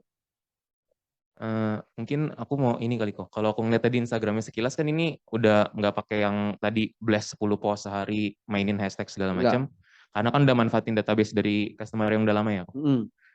Mungkin tips dari kita-kita nih yang baru mau mulai buat dapetin database-nya itu kita apakah kita mulai dari awal juga bikin website, SEO. Soalnya kan kalau aku ngeliat sekarang SEO itu kalah banget tuh sama Tokopedia. Kita nyari apapun Tokopedia, Shopee, Blibli udah susah banget buat masuk ke atas website kita. Ya. Tipsnya buat kita dapetin si customer-customernya itu sih. Gini, saya bahas yang Truskin ya. Truskin bener udah nggak nge-blast lagi karena ini udah buat branding. Jadi kita udah bukan fokus kita bukan jualan. Kalau mau dia fokus saya yang jualan tuh di jual Gundam ya, atau Gundam murah, ada itu IG-nya masih ada. Itu dari akun baru sampai 10.000 followernya. Itu udah banyak. Itu buat jualan. Kalau yang ini kita udah branding, jadi kita udah nggak mungkin kita main asal jual-jualan. Karena kedua, karena saya jualannya di database saya kan. Nah, database ini tuh gini, database tuh yang menurut saya paling penting itu nomor handphone atau WA sih, atau email. Tapi kan email susah ya. Itu database itu didapetin dari penjualan. Iya, dari iklan. Dari iklan terjadi transaksi penjualan atau orang yang masuk ke WA kita bisa blast. Itu bisa jadi database. Cuman kalau bagaimana caranya adalah balik lagi, kamu bermain di traffic apa, bermain di IG. Kalau misalnya CEO udah nggak bisa ya bermain di situ, kita bermain di advertising. Kalau intinya gini, untuk buat dapetin database tuh banyak banget caranya. Itu database tuh terakhir. Misalnya gini, kalau kamu udah bisa datengin nih customer yang tertarget ke WA kamu atau email. Database tuh bisa WA, bisa email ya. Nah, kalau WA kan biar kita gampang nge-blast ya gitu. Kalau email ya nanti kita juga nge-blast emailnya. Cuman tergantung itu teknik marketing, digital marketing untuk buat dapetin ini. Kalau misalnya udah nggak works secara tertentu gitu. Kayak dulu Tokopedia kita bisa ngambil nih, kalau kita jualan Tokopedia nih, kita masih bisa ngambil nomor handphone ya. Sekarang udah nggak bisa. Udah dibintang-bintangin ya. Dasar komen Tokopedia pasti tahu ya. Nah itu. Karena kalau kita megang database customer, kita bisa suruh belanja di kita doang. Gitu. Itu pintar-pintar kita sih. Dan yang penting cara dapetin database-nya dulu. Cara dapetin database udah banyak. Ya bisa CEO, bisa dari Tokopedia. Tapi Tokopedia udah nggak bisa kan. Terus bisa dari iklan, dari TikTok. Yang kita, kalau mau belanja di kita gitu. Itu juga bisa. Terus manfaatin database juga bisa. Tokopedia juga bisa. Misalnya kalau di Tokopedia kita udah ada 1.000 atau 2.000 customer yang belanja di toko kita bisa blast juga kan dari situ. Itu juga bisa. Itu juga termasuk database deh. Database tuh ibaratnya orang yang pernah tertarik sama produk kita. Nah, database itu buat ngembanginnya ya kita bisa tawari produk lain sih. Dan itu udah beda lagi teknik marketingnya. Kayak gitu. Menjawab nggak? Menjawab kok. Oke, thank you kok. Oke. Hmm.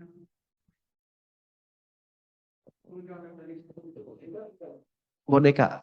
Gundam itu bukan boneka. Gundam itu rakit. Mainan robot rakit.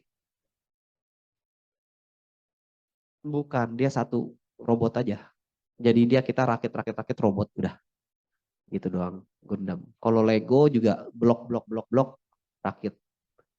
Jadi satu item doang. Baik, Bapak Ibu, nanti kalau misalnya ada lagi pertanyaan yang lainnya, boleh nanti disampaikan di luar dari sesi ini. Sebelum kita mengakhiri sesi sharing hari ini, mungkin dari Ko Yendi atau Ko Frans mungkin ada yang mau disampaikan sebagai penutup.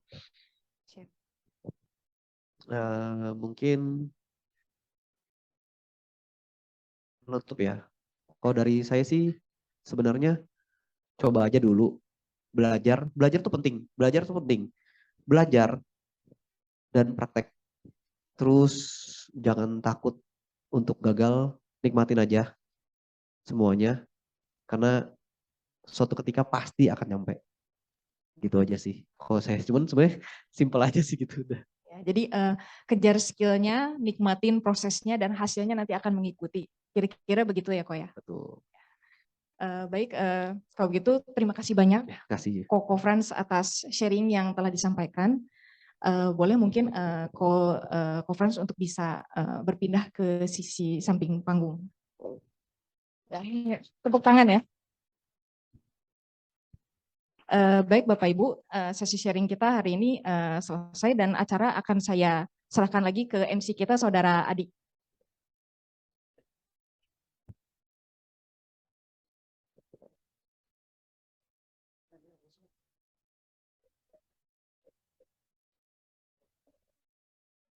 Ya, terima kasih Ko Yendi untuk sharing ilmu dan pengalamannya.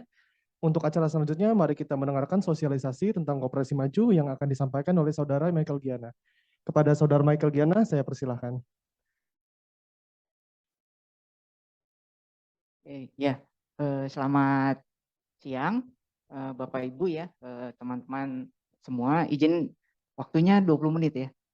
Karena ini sosialisasi tentang koperasi dan rencana kerja koperasi di tahun 2023. Saya boleh buka masker kali ya?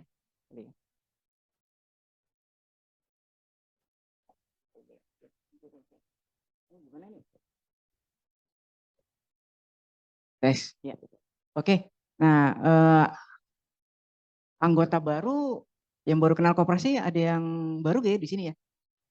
Ada ya? Oh, ada 1, 2. Oke. Nah, tak kenal maka tak sayang ya. Nah, mari kita lihat apa sih Koperasi Maju dan anggota yang udah pernah ikut gabung jadi anggota, kita refresh kembali ya. Nah, Koperasi Maju itu sebagai wadah ya yang saling terkait.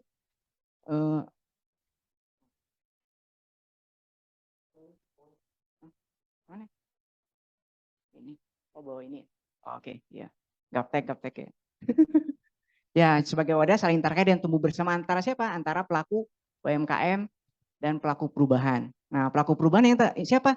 Ya pelaku UMKM sendiri. Kayak tadi ya, Saudara Yendi Frans. Itu teman saya ya, promosi. Ya, oke, next. Nah, pelaku usaha itu butuhnya apa sih? Yang pasti money ya, duit. Nah, tapi teman-teman tenang aja, Koperasi Maju bisa kasih pinjaman modal usaha ya. Nah, terus keterampilan. Nah, keterampilan kita ada namanya pendidikan dan pendampingan juga. Nah, terus sistem juga kita akan ada pendampingan untuk sistem usaha. Nah, yang terakhir itu adalah jejaring. Yang tadi kita perlu apa ya?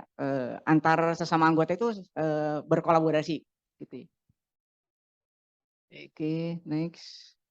Nah, 5 kunci. Nah, jadi di Koperasi Maju itu ada 5 kunci untuk mendukung pelaku UMKM ataupun yang lain ya untuk naik kelas. Apa itu? Pertama pendidikan, pendampingan, kunjungan berkala, pertemuan berkala sama informasi berkala. Ini nggak kelihatan ini. Yang ini kayaknya mesti diganti nih operator. Nggak kelihatan ya. Gitu ya. Nah, untuk apa ya, lebih jelasnya lagi kita akan lihat yang pertama, oke, next, kunjungan berkala. Nah, kunjungan berkala itu kenapa sih kita lakukan? Ngapain sih koperasi lakukan kunjungan berkala sampai 274 ya. Itu untuk mengetahui kebutuhan sama potensi anggota, khususnya pelaku usaha ya khususnya. Nah, ini saya ceritain, ini dari petani, ini anggota koperasi yang bisa mengekspor jahe ke luar negeri. Ya. Ini ya ibu rumah tangga sekaligus merangkap ya jadi toko bangunan. Nah, ini mirip nih ya, ini mirip Yendi tadi ya. Dia Palu Gade ya, online shop juga, baru 3 tahun yang lalu usaha dari 3 juta sampai 300 dalam waktu 3 tahun. Nah, ini bisa. Cuman waktunya belum berhasil kita sesuaikan. Nanti kita akan adakan lagi gitu sih. Nah, ini sama, ini Ibu Alin ya, ini ibu rumah tangga juga, ngikutin suami. Nah, ini dokter ya. Jadi nanti kita akan ada kelas seminar kesehatan juga nantinya. Nah, ini ada diskusi, ini untuk kolaborasi antar anggota. Gitu ya. Oke, next. Oke, ini nggak usah ya. Karena slide-nya ada 120. Mau dijelasin satu-satu? Enggak ya, kita skip aja. Nah, ini pendidikan apa? Pendidikan sama pelatihan yang kita lakukan itu ada seminar umum, workshop, sama belajar bareng ya. Nah, untuk bulan November itu kita ada 3 kali. Ya, 3 kali. Oke, ini learningnya, ini digital, sistem, ya ini seminar kesehatan yang kemarin. Nah, boleh nih dicatat ya untuk tahun depan. Jadi kita ada namanya pendidikan pajak untuk SPT ya. Ini boleh nih datangnya. Catat itu Sabtu tanggal 14 Januari. Ya boleh difoto ya. Tapi jangan saya yang difoto ya, foto ininya. Yaitu gedungnya sama ya di Prasada Jinara kita. Pukul 10 pagi sampai 12 siang. Yaitu tentang pajak. Nah, isunya adalah nggak akan pakai NPWP. Tapi pakai NIK nanti. Nah, nanti untuk lebih lanjutnya tanya saja ya langsung ke konsultan pajak kita. Oke. Nah, masuk untuk pendampingan ya. Jadi kita ada pendampingan legalitas usaha. Apa aja sih? Ada yang produk halal, NIB, merek dagang yang tadi tuh. Terus kan udah punya hakinya belum sih? Izin edar Badan POM-nya bisa gak sih? Nah, itu bisa kita urus bersama Koperasi Maju ya nanti ya. Nah, sertifikasi halal. Oke, next. Nah, ini anggota yang telah kita dampingi ya. Ini anggotanya. Nah, ini ada fasilitatornya itu di sebelah kanan tuh ya, Bu Marta namanya ya. Nah, ini ada, oke. Nah, ini kinerja pendampingan di 2022 November itu ada 12 anggota ya. 12 anggota, 14 izin produk, 1 PIRT ya, 2 merek dagang, 9 halal ya. Oke, next. Nah, ini nama-nama anggotanya yang halal. Oh, udah habis kayaknya. Ya nggak ada muncul lagi. Nah, ini nama-nama anggota kita yang udah selesai urus pendampingan legalitas usaha. Ya, selamat untuk Bapak Ibu yang telah menyelesaikan. Oke. Nah, ini ada pendampingan. Jadi teman-teman yang pengen didampingi itu bisa hubungi kita ya nanti ya. Oke, next. Nah, ini yang ditunggu-tunggu. Nah, ini adalah bagian dari apa ya? Visi koperasi dalam hal transparansi ya dan akuntabilitas. Nah, kita laporkan nih anggota berapa sih yang masuk sampai bulan November. Simpanan, duit yang nyimpen di koperasi itu berapa sih? Terus yang dikasih pinjaman, ini anggota ya. Itu berapa sih? Ya. Nah, ini yang ditunggu-tunggu nih. Ini SHU ya. SHU itu atau setara dividen kalau di perusahaan bilangnya ya. Nah, itu kita ada kenaikan 40% ya. Emang kenapa naik? Karena banyak apa ya, yang minjem modal. Itu promosi lagi ya. Oke, next. Nah, ini apa ya, laporan ini itu dikirim via email. Jadi anggota yang terdaftar sebagai anggota koperasi ya, yang emailnya aktif itu akan menerima tiap bulan nih laporan kayak gini nih, yang berita-berita kunjungan dan lain-lain ya. Nah, aset yang kita kelola itu di 630 miliar. Ya, jadi doakan kita sampai 1 triliun ya di 2 tahun ke depan ya, doakan ya. Oke. Nah, untuk pinjaman tertunda itu masih 0, ya, belum 1%. Nah, ini bukan berarti bisa gagal bayar ya, tapi ini masih terus kita lakukan perbaikan ya. Jadi nggak usah khawatir. Oke, next. Ini. Nah, ini untuk calon anggota ya. Jadi untuk yang belum jadi anggota ini syaratnya ya. Syaratnya itu pertama ada KTP ya, 18 tahun ke atas, referentor, harus ada referentor. Kenapa? Karena koperasi ini kan dari dan oleh untuk anggota. Jadi kalau yang kucuk-kucuk datang gitu, saya kenal siapa ya di sini ya, nggak ada yang kenal, nggak bisa jadi anggota. Iya. Nah, kalau ada yang kenal saya bisa sih jadi anggota gitu ya. Oke, next. Nah, ini syarat yang, nah ini dia. Nah, untuk awal itu minimal anggota setor simpanan pokok itu 100.000 ya. Itu untuk member fee. Tapi ketika anggotanya keluar, itu dikembalikan lagi. Nah, terus 50.000 untuk pembukaan rekening awal ya. Itu namanya simpanan harian. Itu pun kalau anggotanya keluar dikembalikan. Nah, karena koperasi ini kan bisnis apa ya? Bisnisnya modal ya, uang ya. Nah, anggota adalah pemilik dari koperasi. Nah, makanya anggota itu harus milih nih. 10.000, 20.000, 50 sampai 100 setiap bulan. Pilih salah satu ya, jangan semuanya. Pilih salah satu. Nah, makin besar nominalnya ya, itu makin besar pembagian SAU yang didapat. Gitu sih. Oke. Ini fasilitas kayaknya nggak usah ya, skip ya. Ini nanti bisa tanya ke meja depan ya, meja tamu, atau tanya ke teman-teman pengelola koperasi ya bisa. Oke. Nah, terima kasih. Nah, ini lanjut ke program kerja. Nah, rencana kerja di 2023. Slide-nya 60. Tapi saya nggak akan jelas satu-satu ya. Ini yang penting saja. Ada goal ya. Kita ada tujuannya. Oke. Nah, ini dia. Nah, total anggota kita di 2022 itu ada 1.900-an ya. Nah, target kita adalah di 2023 yaitunya 2.338 atau naik sekitar 300 sampai 400. Nah, ini tidak akan terlaksana kalau anggota tidak terlibat. Jadi kita minta bantuan ya.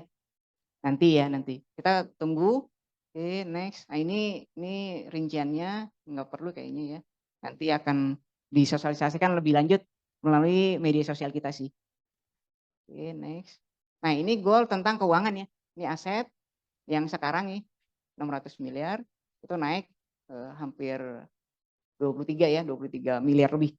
Ya bisa kurang bisa lebih ya. Doakan lebih sih. Karena kalau makin ininya lebih SAU-nya akan bertambah. Nah, terus pinjaman sama ini naik 41 miliar di tahun depan. Simpanan 21 ya. 21 miliar. Anggota tadi ya 300 sampai 400 orang. SAU naik ya. Dari yang 6, gitu ya, jadi 8 miliar. Atau ada kenaikan di 2, miliar lebih. Oke, ini caranya. Nah, ini apa ya? Ragam keanggotaan kita apa aja sih di dalamnya ya. Ini ada nih, ada karyawan ya. Tuh lihat. Karyawan tuh 600-an. Anggota koperasi itu karyawan mayoritas. Kedua pelaku usaha. Ketiga guru atau profesional dan lain-lain. Ini ada mahasiswa juga. Oke, next. Nah, dari pelaku usaha itu ternyata mikro lebih banyak yang join ya, yang join di Koperasi Maju. Ya, kecil di urutan kedua 242, menengah itu 74 ya, besar 20. Ini masih tahap konfirmasi sisanya.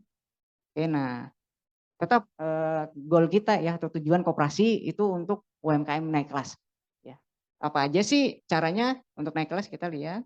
Ini udah ya kita udah jelasin tadi. Nah ini kunjungan berkala ya. Kita masuk. Nah nanti itu akan ada kunjungan berkala ke anggota. Dari yang besar, yang kecil akan berkunjung ke yang besar. Dan begitu pula sebaliknya ya. Dari kecil. Nah, terus mikro juga ada. Nah ini ya. Nah nanti untuk jadwalnya akan diinformasikan lebih lanjut. Untuk jadwalnya. Nah untuk apa sih? Nah ini. Pertama wawasan ya. Supaya dari direktur atau CEO kita dapat wawasan baru nih tentang usaha. Terus dijaring ya. Oke, nah ini gambarannya kunjungan berkala. Nah nanti kalau emang sesuai rencana ya, kita akan bentuk forum ya. Itu namanya forum CEO nanti. Ya, kita doakan ini terrealisasi secepatnya gitu ya. Terus pelaku usaha besar sama pelaku usaha kecil kita akan bentuk forumnya. Lebih serius lagi lah gitu sih. Itu 2023. Oke. Nah, ini nama-namanya ya. Namanya boleh di foto boleh atau di ini. Nah, itu ada ke Garuda Food, DAW. DAW itu bisnisnya kelapa sawit ya kalau nggak salah ya. Terus Procis, ini Siddhartha Mandiri tentang chemical. Nah, tapi bukan disuruh jualan kimia ya. Enggak. Kita ambil cara dia bisa dari kecil ke besar seperti apa sih? Nah, kita belajar di situnya sih. Jadi inspirasi usaha sama tipsnya. Oke, next. Nah, ini pelaku usaha menengah, yang tadi yang besar ya, ini yang menengah. Itu Bu Junior ya. Ada yang pernah makan sagomi? Ada? Sagomi tahu ya? Sagomi itu mie dari sagu. Itu produk Indonesia yang mendunia. Ya. Ini kita akan belajar tentang branding ya di sini, tapi kita ke Bangka lokasinya ya. Oke, next. Ini usaha kecil ya, usaha kecil. Ini next aja. Nah, ini nggak usah lah ya, skip. Nah, ini pendidikan. Nah, pendidikan apa aja sih yang akan kita lakukan ya di 2023? Tetap ada seminar usaha ya. Seminar usaha, ada pelatihan. Terus, nah ini dia. Ini jadwal kita sampai akhir Desember. Nah, pelatihan guru ya, ini untuk Cijenti, ini boleh nih. Jadi kita ada pelatihan guru ya, guru. Terus ya, ibu rumah tangga juga kita akan ada pelatihan ya. Itu musiman, karyawan juga ada. Oke, kita masuk ke pendampingan. Nah, ini yang pendampingan nih. Nah, ini. Nah, jadi nanti kita akan ada kelas branding ya. Branding itu dari Bu Junior. Junior adalah co-founder dari Sagomi ya. Teman-teman bisa ketik sendiri Sagomi, itu cukup terkenal ya. Jadi ya ikon branding di G20 kemarin. Ya. Oke, terus foto produk ya. Digital marketing, digitalisasi usaha ya. Nah, tak ketinggalan nih. Kalau nggak ada usaha, kalau nggak ada legalitasnya kan mandek nih ya. Nah, kita ada pendampingan legalitas. Siapa sih partnershipnya? Itu ada BPHJP, Sudin ya, Badan POM dan lain-lain ya. Oke, sama desain packaging ya, tak ketinggalan. Oke. Nah, ini pendampingan legalitas di 2022 ya, tapi ini skip aja. Ini total ya yang udah kita dampingi ya. Total.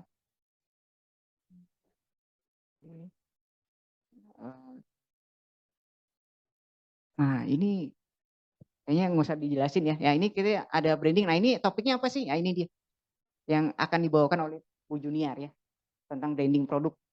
Oke. Nah, ini foto produk. Oke. Digital marketing ya. Oke. Nah, ini digitalisasi ya. Ini kayaknya saya mau bicara sebentar. Oke. Oke. Pertemuan berkala. Nah, nanti yang event terdekat kita adalah ini nih, rapat anggota. Itu di bulan Maret 2023. Tanggal 18 sampai 19.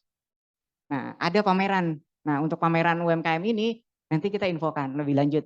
Oke. Pendaftarannya ya, pendaftaran untuk buka standnya gitu ya. Nah, ini untuk Maju Festival. Maju Festival itu acara event besar ya. Ada pameran, lebih banyak pameran UMKM-nya ya. Kalau yang RAT ini terbatas stand-nya. Nah, kalau yang Maju Festival itu terbuka luas lah. Oke. Nah, forum ya tadi saya udah jelasin ya, ada forum CEO, pelaku usaha besar, kecil. Oke. Nah, ini rapat anggota ya. Nah, ini boleh difoto nih, dicatat nih, ini penting nih. Khususnya anggota ya. Supaya apa? Supaya anggota itu tahu, oh sekarang tuh koperasinya lagi di mana sih? Gitu. Karena apa? Karena koperasi itu adalah pemiliknya anggota. Bukan saya nih yang ngomong, bukan teman-teman yang lain ya. Oke. Nah, ini Maju Festival boleh difoto ya. Ini ada kemungkinan ya kita akan ngundang Jafara ya untuk jadi pembicara kita. Ya, kemungkinan. Doakan. Oke. Nah, ini digitalisasi tentang koperasi ya. Jadi kita Koperasi Maju sekarang bisa akses pakai apps ya, mobile apps. Udah ada yang download apps-nya? Kayaknya belum semua nih. Panitia mungkin boleh ini ya dibantu nanti ya. Jadi kita bisa pakai aplikasi untuk simpan, tarik, sama store dana ya. Nah, itu dilakukan semua virtual account, Bang. Jadi aman. Nah, terus nanti tak ketinggalan ya, simpanan berjangka atau deposito, pengajuan pinjaman, itu akan muncul di aplikasi Koperasi Maju. Ya, ya kalau sesuai target ya pas rapat anggota udah selesai lah ya, doakan. Oke. Nah, teller keliling itu pun ya doakan ini cepat terselesaikan ya. Jadi teller keliling tuh nggak pakai apa tanda tangan basah gitu ya, enggak, langsung pakai printer gitu ya, printer kecil, nanti akan masuk langsung ke aplikasi teman-teman sendiri gitu sih. Lebih canggih lah koperasinya ya. Oke, next. Nah ini keanggotaan, ini grafiknya ya, grafiknya. Jadi 2.300 ya target kita. Bukan karena tahun 2003 ya, 2023 ya. Oke, next. Nah ini proyeksi keuangan, wah boleh lah, tapi udah dibahas kayaknya sih. Oke, nah ini bunga simpanan masih tetap ya kemungkinan. Nah cuman bunga pinjaman agak menurun. Jadi yang mau pinjam modal usaha itu bisa. Atau mau renovasi rumah juga bisa ya. Nah ini asumsi tenaga kerja, jadi bayangin ada 1.900 anggota, kalau yang kerja cuma 20 orang kayaknya kita ya ini ya, sampai lembur-lembur tuh. Jadi kita butuh apa ya, tambahan tenaga kerja. Oke. Nah bagi teman-teman atau punya ponakan ya, atau anak sendiri boleh coba ngelamar di sini ya. Oke. Ini ada contohnya sih, ada keponakan ngelamar di sini ya, promosi juga. Oke, ini simpanan wajib, kayaknya nggak perlu ya. Nah, ini aja selisih hasil usaha ya. Nah, selisih hasil usaha itu dari yang 5 miliar tahun kemarin itu kita naik jadi 8 miliar. Tapi belum dipotong pajak ya. Tapi lumayan lah ada pergerakan, ada peningkatan. Oke, kayaknya udah mau habis. Ini nggak usah, oke. Saya juga bingung sebutinnya ini neraca ya. Iya kan harus terus terang ya, kita kan transparan ya. Jadi saya percuma ya. Kayak rencana lain nih ya. Nah, ini yang ditunggu-tunggu. Jadi kemungkinan di tahun depan setelah RAT kita akan minta persetujuan, kita akan buka cabang di Medan. Siapa orang Medan? Waduh. Oh iya. Ya. Nah ini ya. Cabang di Medan. Pembukaan kantor doakan, tapi kita tetap minta persetujuan dari rapat anggota ya. Jadi bukannya sih nanti setelah RAT ya. Nah, mekanisme pembukaan cabang gimana? Ah, ini dia. Oh ini serumit ini. Yang tadi bilang si Yendi ya. Jadi ini prosesnya untuk buka cabang. Kita lagi lengkapin semua ya. Kemungkinan sih bisa terrealisasi ya. Ya, udah selesai. Terima kasih.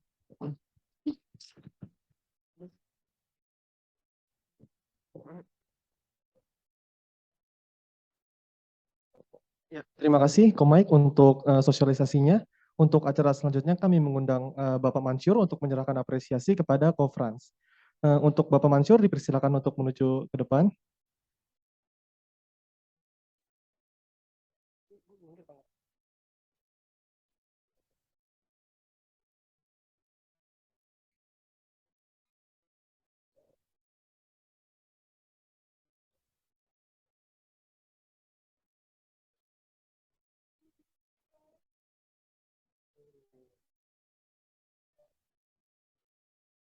Itu apa produk anggota juga ya, souvenirnya.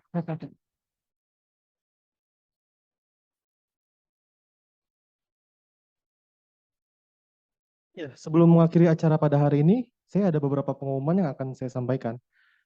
Acara seminar umum selanjutnya adalah seminar dengan judul Membangun Kesadaran Pajak dengan NIK sebagai pengganti NPWP, yang akan disampaikan oleh Ibu Limahawati selaku praktisi pajak yang akan dilaksanakan pada tanggal 14 Januari 2023 pada pukul 10 sampai 12 siang, bertempat di Gedung Prasada Cinara kita.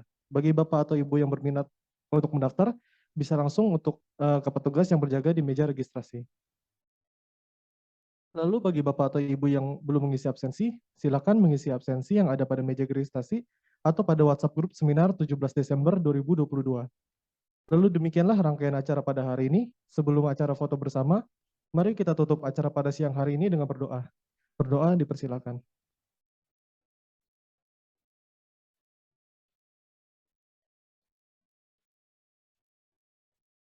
Ya, berdoa selesai. Saya Adi, selaku MC, mengucapkan terima kasih atas kedatangan Bapak Ibu sekalian pada acara seminar hari ini. Sampai bertemu di